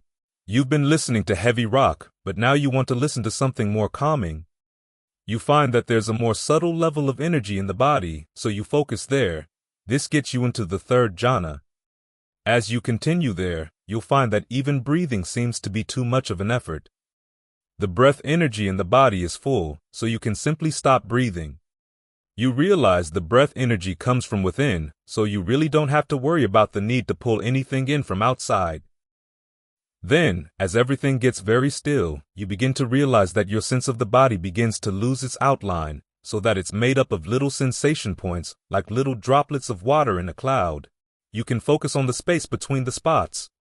You realize that that space connects with the space outside of the body, and then it goes through the walls, so there's nothing that is not entirely surrounded or penetrated by space. You hold that perception of space in mind. Then you ask yourself, well, what is it that knows the space? And then you focus directly on that consciousness. Now, we're not talking about going through these stages in the course of 5 minutes. It takes a while, sometimes a long while. But with time and practice, as you get more solidly with this sense of just knowing, you begin to sense that it would be even more relaxing to just drop the perception of oneness in the knowing. That leaves you with a sense of nothing, and you stay with that perception. Now, some people find this really fascinating, figuring how you can take apart your perceptions of your body and of your mind. You learn a lot about the process of fabrication, and you can actually get very passionate about learning these stages of concentration. Other people find this very easy, so they don't find much interest in the process of getting the mind to settle down. However, they do find it interesting to figure out what happens when they leave concentration. In other words, what is it that the mind latches onto when it lets go of the concentration? How does it go back to creating more stress for itself as it engages with the world? Here you can apply the 5 steps that we've been talking about in the course of the retreat, looking for the origination of whatever you find yourself holding on to, how it passes away, how you pick it up again, what the allure is that makes you want to pick it up again. Then you look at the drawbacks of holding on to that thing, and when it hits you that the drawbacks outweigh the allure, and that you have the alternative not to hold on, you let it go. As for the people who find concentration fascinating, they eventually get to the point where they see that even that state of nothingness is fabricated and has to be maintained. So then they apply the same 5 steps to that. Basically what it comes down to is that you get really passionate either about concentration or about discernment because of how they help you to understand and unravel the mind's unskillful habits, but you need both. It's only when you've been passionate for these 2 things that you begin to understand why the mind has been creating suffering. Then, when they've done their work, you can let them both go. So, to get to the ultimate dispassion, you have to be passionate about the path. Don't think you can just relax and glide into nibbana. It requires understanding the activities of the mind, because you don't really understand suffering until you understand why you're doing it, why you're clinging to things. If you simply force yourself to let go for a while, it's very likely you'll pick things up again because you don't really understand the allure of clinging. As one of Ajahn Lee's students once said to him, "It's very easy to let go of this bowl, but I still have my hand on top of it, ready to pick it up again." It's when you really understand why would you want to grip it to begin with. That's when you can totally let it go. The path does require work, but as the Buddha says, you can learn how to be passionate for it. You can learn how to really like doing it. This is why his Dhamma talks are so full of encouragement and rousing and urging, helping you to realize that even though the path is a challenge, you're more than up for the challenge. Meditation. In America, there was a psychologist who specialized in what's called positive psychology, which is basically the study of what makes people happy. When he interviewed people, he asked them to describe what made them happy, and then he would have them make notes when they were actually experiencing those activities to see exactly how happy they were. Most people reported that they weren't really as happy as they thought they would be. Why is it, he thought, that people are so ignorant about their happiness? Then he reflected on himself. He liked to do mountain climbing, and he noticed that before going up the mountain, he was happy about the fact that he was going to go up the mountain. When he had come down from the mountain, he was happy that he had been up there. But while he was on the mountain, he was miserable. The conclusion he came to was that people shouldn't look too carefully at the ways they find happiness. Happiness thrives in ignorance. But the Buddha would have you look at the issue in another way. Why is it that we talk ourselves into thinking that something makes us happy? There's so much embroidery that goes into anticipating happiness and then talking to ourselves about it afterwards. If our experiences really were that good, we wouldn't have to embroider them so much.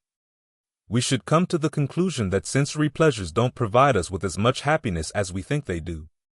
We're ignorant of what we're doing, which is why we suffer.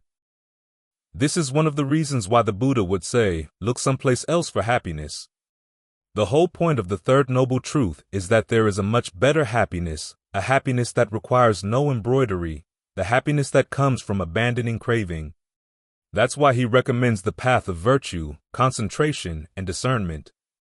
But that path, too, requires some elaboration, because it takes work to hold to the precepts, to get the mind to settle down, and to try to figure out how the mind is deceiving itself. This is why he said we should try to develop delight in the path. Delight is basically our mental embroidery on our pleasures.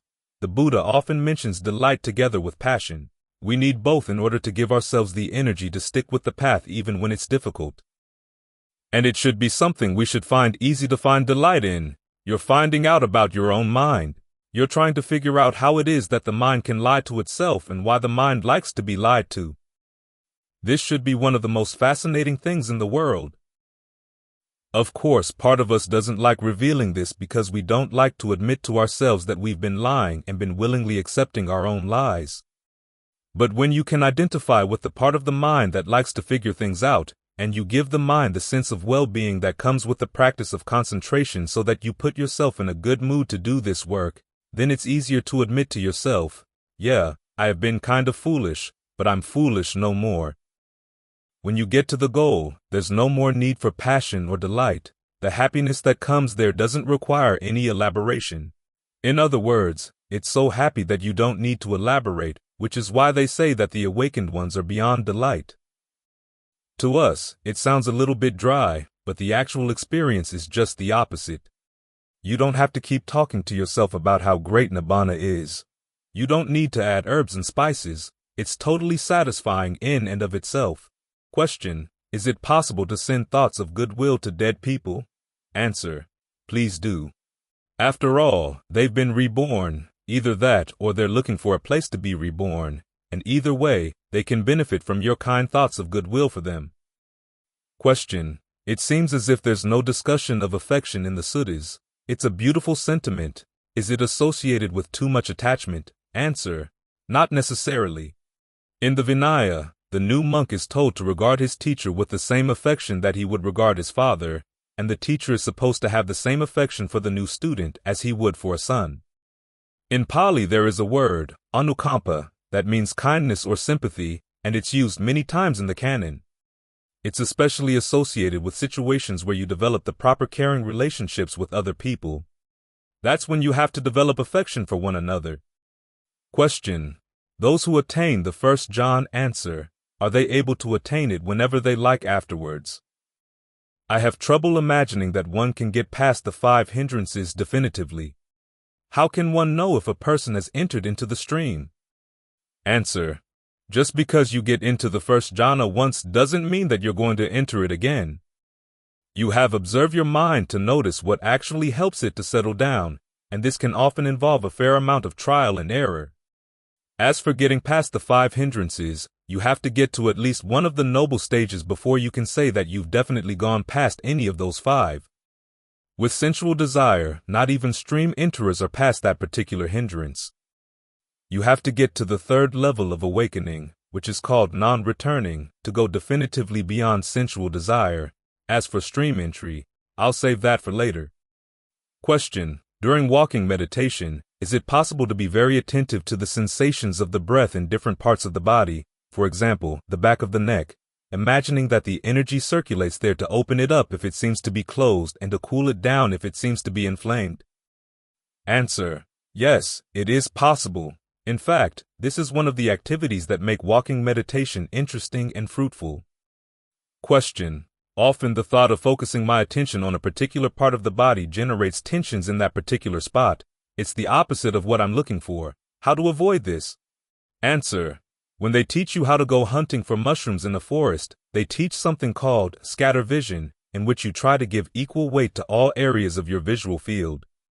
That's because you don't know exactly where the mushrooms are going to be. They could be anywhere in your visual field.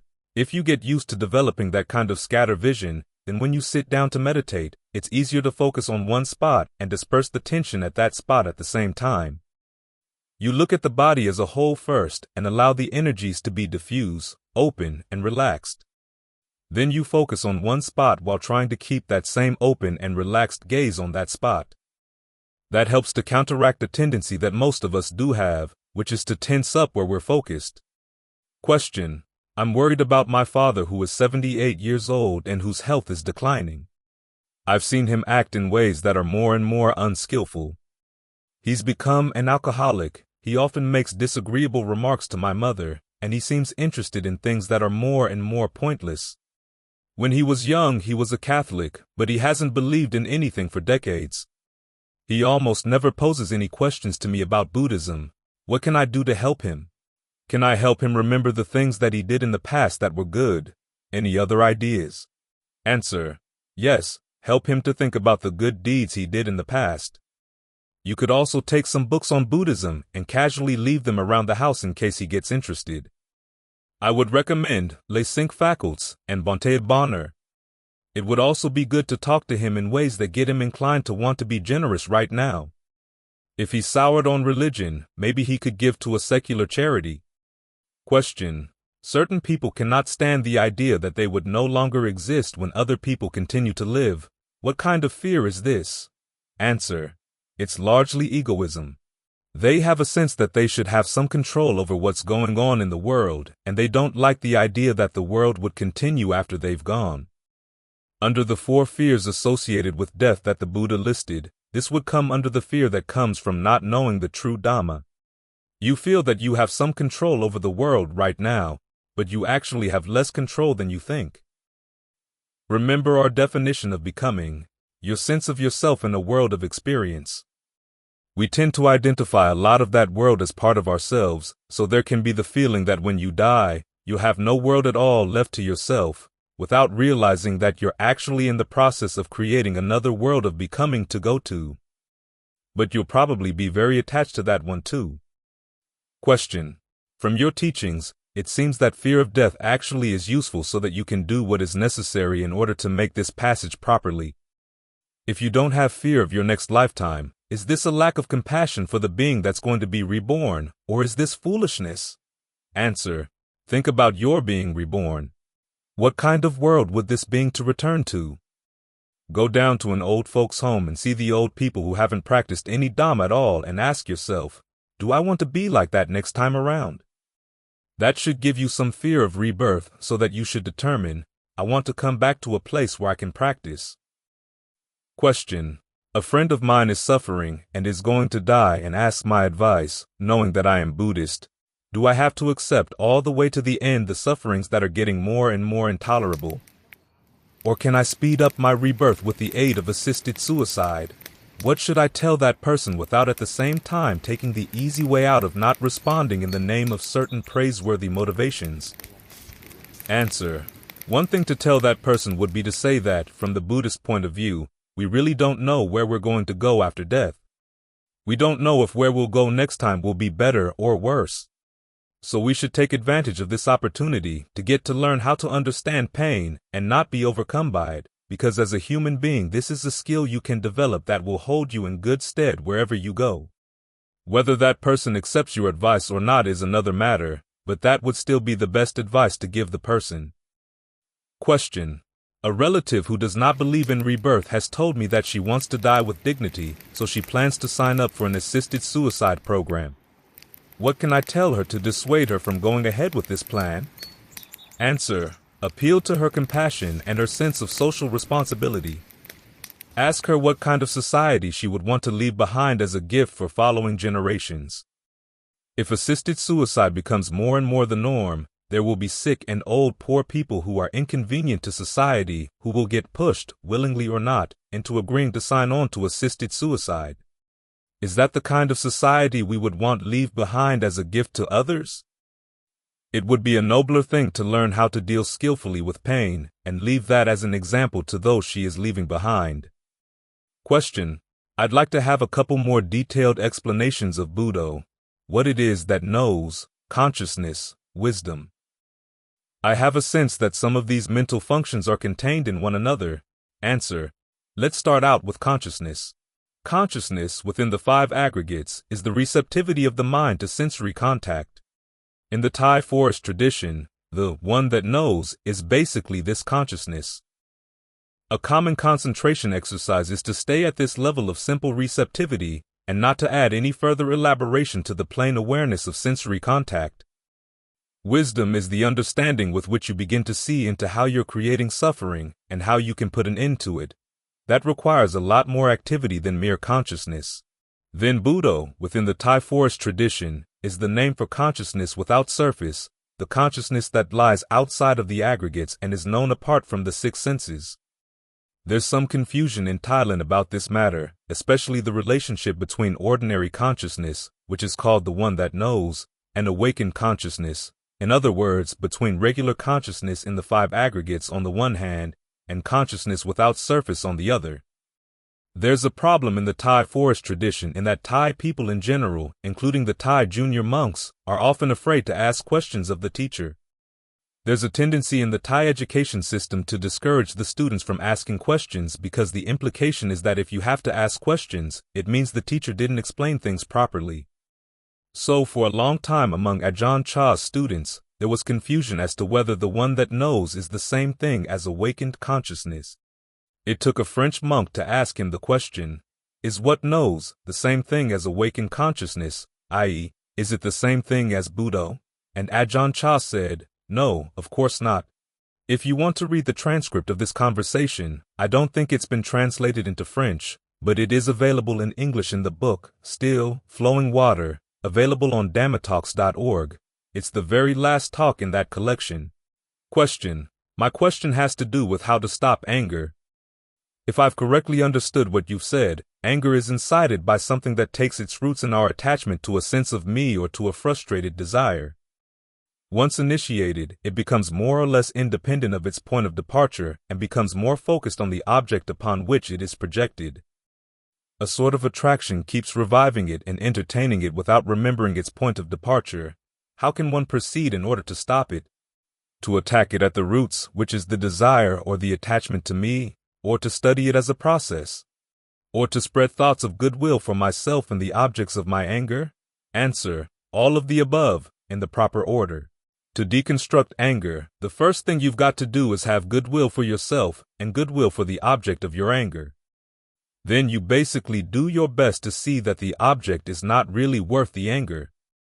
That turns your attention into the anger as a process inside the mind.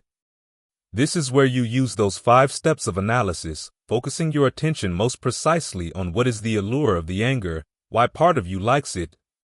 Then, when you see that the drawbacks outweigh the allure, you can drop it. As this analysis goes deeper and deeper, it ultimately gets you to drop any sense of me or mine around the processes that would lead to further bouts of anger. Question: in the chant on True Friends, it says those who rest calm in the presence of Nibbana are particularly praised. Answer: that's a chant that I don't know. There is, however, a chant that says that if you show proper respect for the Buddha, the Dhamma, and the Sangha, you respect concentration, you respect the training, and you have respect for welcoming guests, then you are in the presence of Nibbana. Question: continuation of the same question. Does this mean that agitation is what obstructs the perception of the entry into Nibbana, and that Nibbana is simply everywhere and at all times? Answer: There's a lot more than simple agitation that gets in the way of realizing nibbana. All of our ignorance about how we're causing suffering and how we can put an end to suffering gets in the way, so that's what you have to learn how to overcome before you can find the opening to nibbana. You sometimes hear the idea that nibbana is just waiting for us to just open up to it, but the actual realization of nibbana is a lot more difficult than that. Question. I'll try to give a summary of what I think the next question is. Sometimes I see in myself a tiny little impulse who becomes Darth Vader, nasty and immoral, without any scruples. By the time I realize it, the unskillful action has already been done. So what to do when you discover something like this? Answer. You call on the entire force. In other words, remember that you have other members of the committee as well. And knowing that you do have Darth Vader in your committee, you have to be extra vigilant. The fact that you can give him a name is a good thing. It allows you to separate yourself from him, and don't be surprised when he shows up again. Just remember that Darth Vader doesn't come onto the scene full-blown and all at once. He first sends his little spies and minions to find which other members of the committee are in agreement with him. They try to do all of this activity underground, but actually it's not totally underground.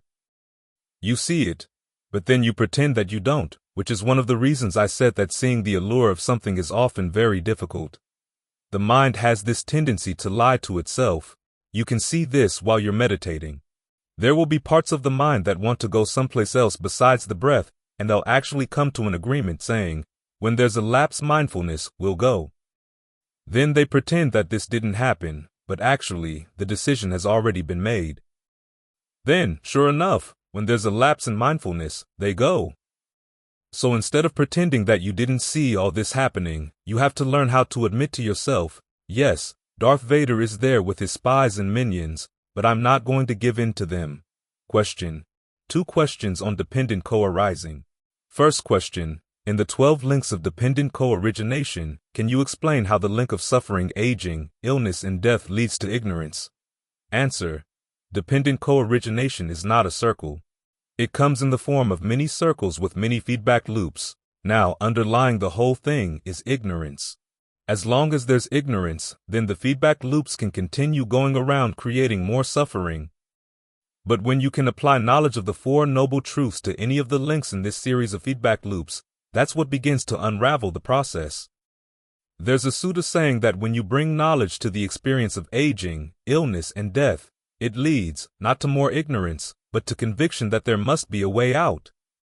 That conviction then becomes the basis for the development of the rest of the path, all the way to release. There's a book in English called The Shape of Suffering, and one of the reasons it's called that is to make the point that dependent co-arising is not just a simple cycle. Question. Second question. Is karma created or equivalent to 1. Sankhara, 2. Vijnana, or 3. Nama-rupa? Answer. In dependent co-arising, you find karma in 2 places. 1. Under nama-rupa or name and form, it's there as intention. 2. As for sankhara or fabrication, fabrication is defined often as intention. Question. Why do those who are awakened continue to meditate? We meditate to advance along the path, but those who have gained awakening are at the end of the path and they have let go of the raft. Answer. They keep the raft around because it's fun to go up and down the river every now and then. In the canon, they say that those who are awakened practice concentration in it because it's a pleasant thing to do, and also because it's good for mindfulness and alertness. Something else you see again and again in the canon is that if someone like the Buddha is teaching, it takes a lot of energy, and practicing concentration is a really good way of getting your energy level up. There's a passage right before the end of the Buddha's life where Ven Ananda is commenting on how old the Buddha looks. His skin is wrinkled, his back is bent over, and the Buddha says, "My body is like a cart that's being kept going by straps, a cart that's falling apart, so you have to strap it up," and the straps are his practice of concentration. Question. In practice, what does it mean to be in karmic debt to someone else, for example to one's parents? Do we have to pay back the debt, and if so, how? Answer. Yes, the Buddha said the best way to repay your debt to your parents is to get them to be generous and virtuous and to practice the Dhamma. He said that if you could carry your parents around on your shoulders, feeding them and wiping off their urine and excrement, that still wouldn't repay your debt to them, because after all, they were the ones who gave you life. Even if they weren't the best parents, at least you have this body because they gave you life. I mentioned this one time to the mother of one of my monks, and she said, "Okay, I like the idea of my son teaching me the Dhamma, but can I have at least a little time of him carrying me on his shoulder?" Question. Thank you for your presence. I'm happy to be here, thank you. My practice has become more stable since we've had this retreat. As far as sensations in the body, I do the body scan from top to bottom and then bottom to top, and I discover each part of the body. This happens sometimes quickly, sometimes slowly. What I've discovered is that when I do the scan of the body, there's always a moment when my body just relaxes. I thought it was sleepiness, but then I realized that wasn't it, because if I visualized my body from another angle, this feeling of sleepiness didn't overpower the mind. I don't work with the breath energies, but I feel my body almost in its entirety. The first question is, do you have to feel this breath energy? Answer. As long as the body is comfortable, you don't have to think about the breath energy. Question. Continuation of the same question. Then today, at the end of the body scan, it was my mind that was taking over, and I had the feeling in my mind, and so I meditated on the mind in the mind. I wasn't feeling my body except for the hands, feet, shoulders, and the pains in my buttocks just from sitting. Sometimes it felt as if the fact that I was meditating on the mind itself made me rock my head back and forth, left and right, with movements that were more or less pronounced. There were sensations sometimes of opening, sometimes of confinement, closing off, sometimes headaches, sometimes the body was more or less present. What should I do with this presence? Answer. What's happening is that, as you focus on the mind, you're unconsciously releasing tensions in parts of the body, and when these patterns of tension get released, they ripple through the body. This is what's causing your head to move back and forth. It can also cause other parts of the body to move as well. As you allow these patterns of tension to disperse in this way, you're actually subconsciously working with breath energies. After a while, the effects of these waves propagating through the body will die down. So, focus not on the movement of the body, but just on the sense of relaxation throughout the body, and things will calm down. Okay, we're getting past time. I apologize for the questions we didn't get to. Come to the next retreat. April 25th, 2023, 1900. Grief. Just a quick question before we get started. Question. What are the suttas dealing with hell? How do we get out? Answer. The suttas are Majjhima 129 and Majjhima 130. As for how to get out, think of all the good things you've done in the past. There's a story in the Tibetan tradition. Two hell beings are being forced to draw a heavy cart, and a hell warden is beating one of the hell beings very severely with a whip. The other hell being feels compassion for the one who is being whipped, and pleads with the hell warden to stop. It was the first time that hell being felt compassion since he'd arrived in hell, and he immediately got out of hell. So, there's hope. Tonight's topic is grief over the loss of a loved one. We'll start with a story of another king. His name is King Pasenjati, and among his queens was Milika, who introduced him to the Buddha and was very dear to him. Once in Savathai, which was Pasenjati's capital city, a man lost his only son. Day after day he would go to the charnel ground and cry, "Where are you, my only son? Where are you, my only son?" One day, on the way back home, he stopped off to pay respects to the Buddha. The Buddha asked him, "What have you been doing? You look as if you're out of your mind." And the man said, "Well, yes, I just lost my only son, and day after day I go to the charnel ground and cry out, 'Where are you, my only son? Where are you, my only son?'" Then the Buddha said, "Yes, there's a lot of pain and suffering that comes from loved ones." The man said, "How can that be? There's only happiness and joy that comes from one's loved ones." See how deluded he was. So he leaves the Buddha and goes and talks to a group of gamblers. The gamblers say, "Yeah, the Buddha's wrong and you're right. You get only happiness and joy from loved ones." He agrees with the gamblers and goes home. This story gets to the ear of the king, so he calls Milika in and he says, This Buddha of yours says that pain and suffering come from loved ones. What does he mean by that? You get only happiness and joy from loved ones. Milika says, well, if he says that, it must be true. Pasenyati replies, what kind of person are you? Everything the Buddha says, you say it must be true, true, true. Get out of my sight. So Milika calls in one of their counselors and tells him, go ask the Buddha what he meant by saying that.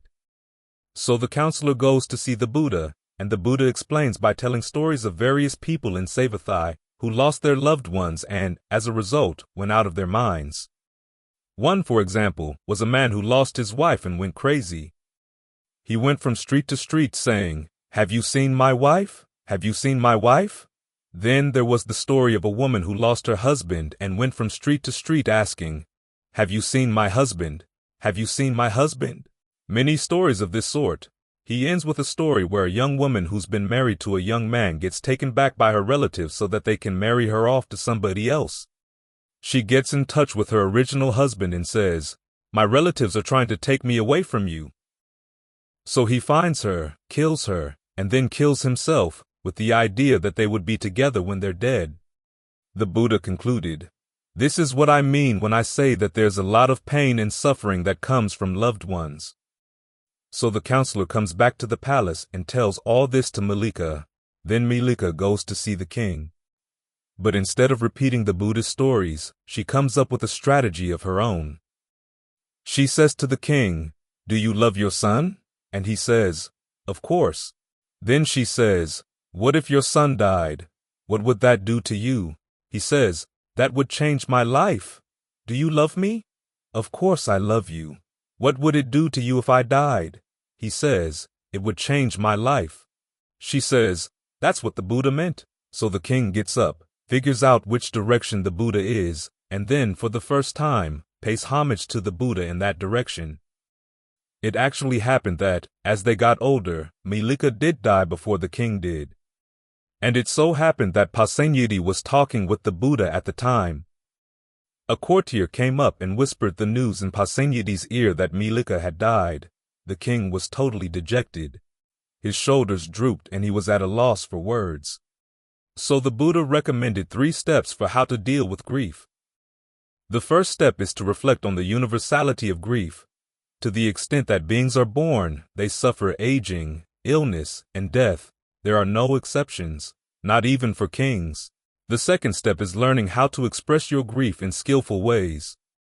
The Buddha said this includes giving eulogies, dedicating gifts, and listening to the Dhamma. This is to show appreciation for those who have passed away. The third is to realize that there's still good work to be done in the world. In other words, the loss of someone you've loved doesn't mean that the world no longer has meaning. Your enemies would be pleased if they found out that you were giving yourself over self-indulgently to grief, and your loved ones would be sad to see this happen. You yourself wouldn't be able to accomplish your worthwhile aims. So the Buddha recommends that you should ask yourself, what important work am I doing now? Here, I'd like to stop to note the fact that when the canon talks about the drawbacks or sufferings of human life, it often focuses on the sufferings of kings. In effect, the message is that this is as good as human life gets, and even then there's suffering. It also focuses on the dangers of kingship. In your quest for power, you do many unskillful things that make it harder and harder to hear and understand the Dhamma. Pasenyati is a case in point. He's often shown as being somewhat scatterbrained in his questions to the Buddha. Even his Pali grammar is bad. And when he announces his Dhamma realizations to the Buddha, they're often very rudimentary. So, not only do kings suffer, but their power and status also put them in positions where they're likely to do unskillful things and, as a result, they fall deeper than ordinary people. The point that the canon is making here is that the good things in the world are not really good. The way Ajahn Lee puts this point is that the truth of the world isn't good, and the goodness of the world isn't true. If you want something true and good, you have looked to the Dhamma. To get back to the topic of grief, the general pattern for traditional funeral observances around the world is to allow those who are grieving to give expression to their love for the lost one, but also to remind them that there are still good reasons to live. This is what you see everywhere, from the most primitive societies to the most advanced. What's distinctive about the Buddhist approach is which expressions of love the Buddhist texts encourage and how they define the reasons for living. The Dhamma approaches the problem of grief in two ways. On the one hand, it offers advice in what we would call symptom management, and on the other hand, it prescribes a cure. Both approaches follow the same 3 steps of the Buddha's advice to Pasenyuti, but obviously, the cure goes deeper into each step. This two-pronged approach is similar to what doctors and psychotherapists do when they're treating their patients. First, they try to manage the patient's symptoms to calm the patient down, and then they focus on the causes of the patient's illness to effect a genuine cure. So let's start with symptom management. You start with a reflection on the general nature of aging, illness, and death, that all beings suffer loss in this way, and this is meant to change the focus of your attention from your own loss to the fact of loss all over the world. This is meant to transform your grief over your own loss into compassion for others. This connects with the aesthetic theory they had in ancient India on how a dramatic presentation gives artistic pleasure. The people who gave plays in India noticed a paradox. They found that audiences would often enjoy seeing somebody suffer on stage, and this was not out of maliciousness, but out of sympathy. So the question was, how do you explain this? The person on stage is supposed to be portraying real sadness and suffering, but can you say that the audience is feeling the same emotion as the character on the stage? Well, no. After all, they're enjoying the spectacle. So, the theory they came up with is that the audience doesn't experience the same emotion. They taste the emotion, and the taste is related to but different from the emotion itself. In other words, they experienced it at one remove. And so the theorist devised a list of the emotions that could be portrayed on stage, and the corresponding taste that came from each emotion. When grief was being portrayed on the stage, the audience, at one remove, would taste compassion. That's what they would enjoy. The same principle applies in real life. If you can step back from your grief and reflect on the fact that all people suffer loss, you feel compassion for everybody. That then becomes compassion for yourself because you're stepping back from your loss a bit. Your own grief becomes more bearable at the same time that you're not denying it. This compassion thus turns grief into a more healing, expansive, uplifting emotion. It's an emotion that nourishes the heart and enables you to interact with others with more understanding. So that's the first step in symptom management, stepping back from your own grief and seeing it in the context of everybody else's grief. The resulting sense of compassion helps you connect with other people. The second step deals with expressing feelings of appreciation. You hold funeral observances for giving skillful expression to your appreciation for loved ones. Among the observances that the Buddha mentioned as potentially useful were eulogies, donations, and the recital of wise sayings. These 3 activities have since formed the core of funeral observances in many Buddhist traditions. If you actually want to help the person who has passed on, you make gifts and do good in other ways, and then dedicate the merit to your loved one. To heal the wound in your own heart and to encourage goodness in the people who are still alive, you express your appreciation for the loved one's goodness. To remind you of the continued value of Dhamma practice, you listen to passages of Dhamma. Weeping and wailing, the Buddha notes, accomplish none of this. They destroy your health, cause distress to those who love you, and please those who hate or despise you. The Buddha mentioned this last point as motivation for gathering your energy for the third step, which is to remind yourself that there are still good things to accomplish in your life. Once you've broadened your heart with compassion and you've expressed your appreciation for your loved one's goodness, it puts you in a good position to provide a wise answer for that question: what important work am I doing now? The wise response is not to define important in terms of the pressing responsibilities of the daily grind. Instead, you should think about what's important in terms of the future course of your life as a whole. This means developing good qualities like conviction, virtue, generosity, learning, and discernment, and the sublime attitudes, as we discussed the other day. These are the qualities that can help guarantee good opportunities for rebirth when you approach your own death. If you want to meet your loved one again in a future life, these qualities guarantee that you will have the opportunity to meet in positive circumstances. As the canon says, the vows made by people who are virtuous tend to come true. When we take these 3 steps in grief management, seeing the universality of loss, expressing appreciation for the lost one, and then determining what you should do with your life now, and view them in terms of the 7 strengths, it's easy to see how they employ and foster the first 4. Conviction reminds you that you can't just wallow in your sorrow. Given your conviction in the need to continue creating new karma for the sake of your own long-term happiness, you have to get to work to manage at least the symptoms of your grief. The reflection on how excessive grief distresses your loved ones and pleases your enemies should appeal to your sense of shame. The reflection on how grief destroys your health and interferes with the work that needs to be done to keep yourself from falling into even greater suffering should appeal to your sense of compunction. And finally, persistence is what actually allows you to think in these terms and to pull you out of your grieving thoughts into a more ennobling compassion for all, and then to act on that compassion for your own good and for the good of others. Now, as we noted, these steps are simply basic instructions in symptom management. They're designed to assuage the pangs of grief, to make sure that the grief doesn't become self-indulgent and ruin your life. But they can't tell you how to remove the arrow of grief from your heart. For those instructions, you have to go to the Buddha's more advanced instructions for going entirely beyond grief.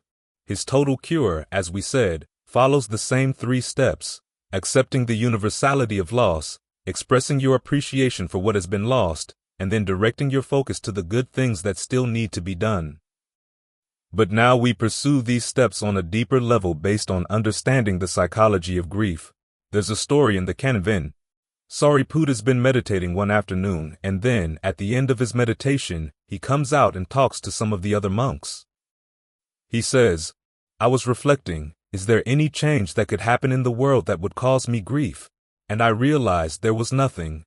Now this gets Ananda upset. He says, "Wait a minute, what if the Buddha passed away?"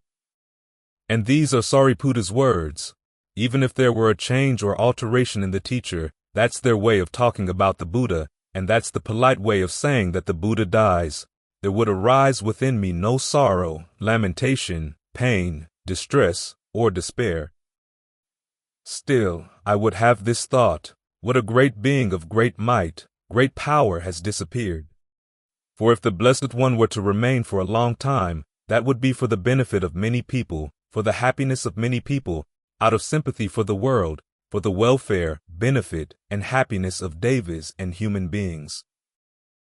Now, notice that Sariputta makes no mention of my loss or what I've lost in the Buddha's passing away. Ananda notices this too, and he comments that this is a sign that Sariputta has no conceit, which means no sense of I am. This is an astute comment. Grief hurts because we feel that we've lost a part of ourselves. Our sense of I am needs to feed, and we feed on the people around us. We internalize them and make them part of ourselves. But if we can remove that sense of I am, then we don't feel that a part of ourselves has been taken away when people near and dear to us have died. So, to gain total release from grief, we have to stop laying claim to things as me and mine. This is where the 3 steps come in. First, we reflect on the universality of loss to develop not only compassion but also a sense of samvega, which means a sense of terror and dismay over the cycle of birth and death. You see that it just keeps going on and on and on, arriving nowhere, causing a lot of suffering in the process, and you say, there must be a way out. You think about what the Buddha said about the tears that you shed over the loss of your loved ones. They're more than the water in all the oceans of the earth. There's a highway in California that we use often that goes right next to the ocean, and every time I go past, I think, oh my gosh, that's an awful lot of water. Thinking about this leads to what the Buddha calls renunciation distress, the realization that there is a deathless goal that people have attained, but you haven't attained there yet.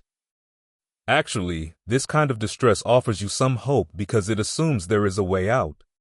It's distressing because you haven't gotten there yet, but still it's better than what he calls household distress, which he defines as not getting the sights, sounds, smells, tastes, etc. that you want.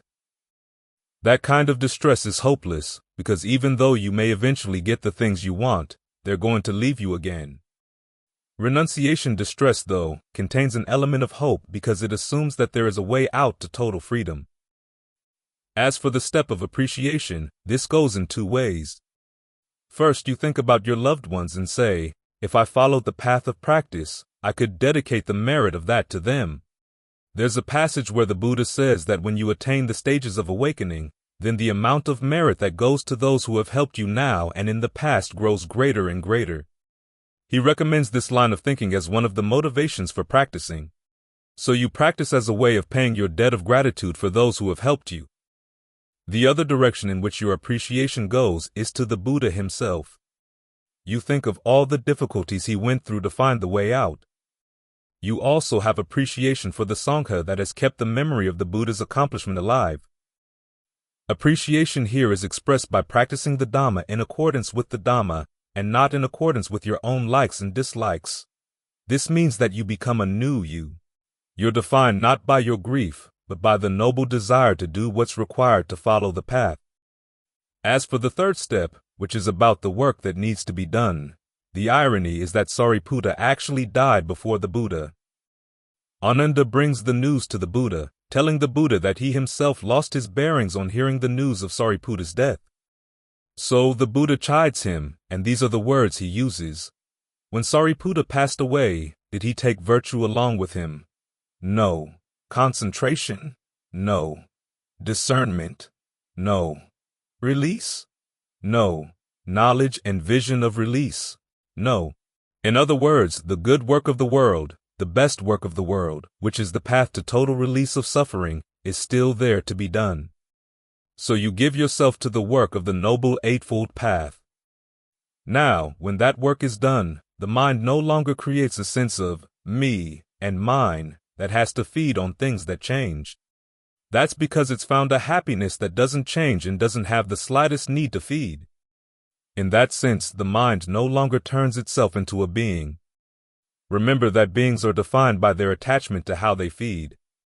When the mind no longer takes on the identity of a being anywhere at all, it's said to be everywhere released.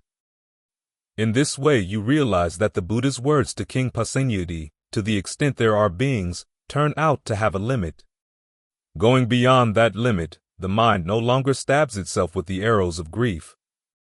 From that point on, as long as it continues to live in the world, it will know loss but not suffer from it.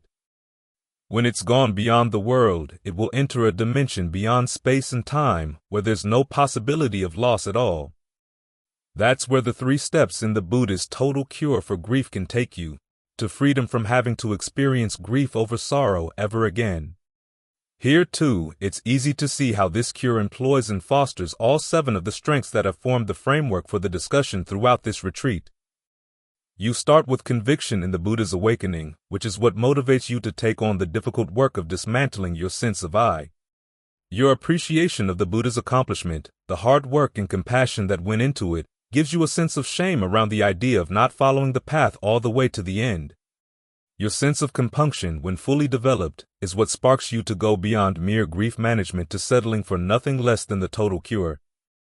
Your persistence, mindfulness, concentration, and discernment do the actual work of abandoning the last traces of conceit.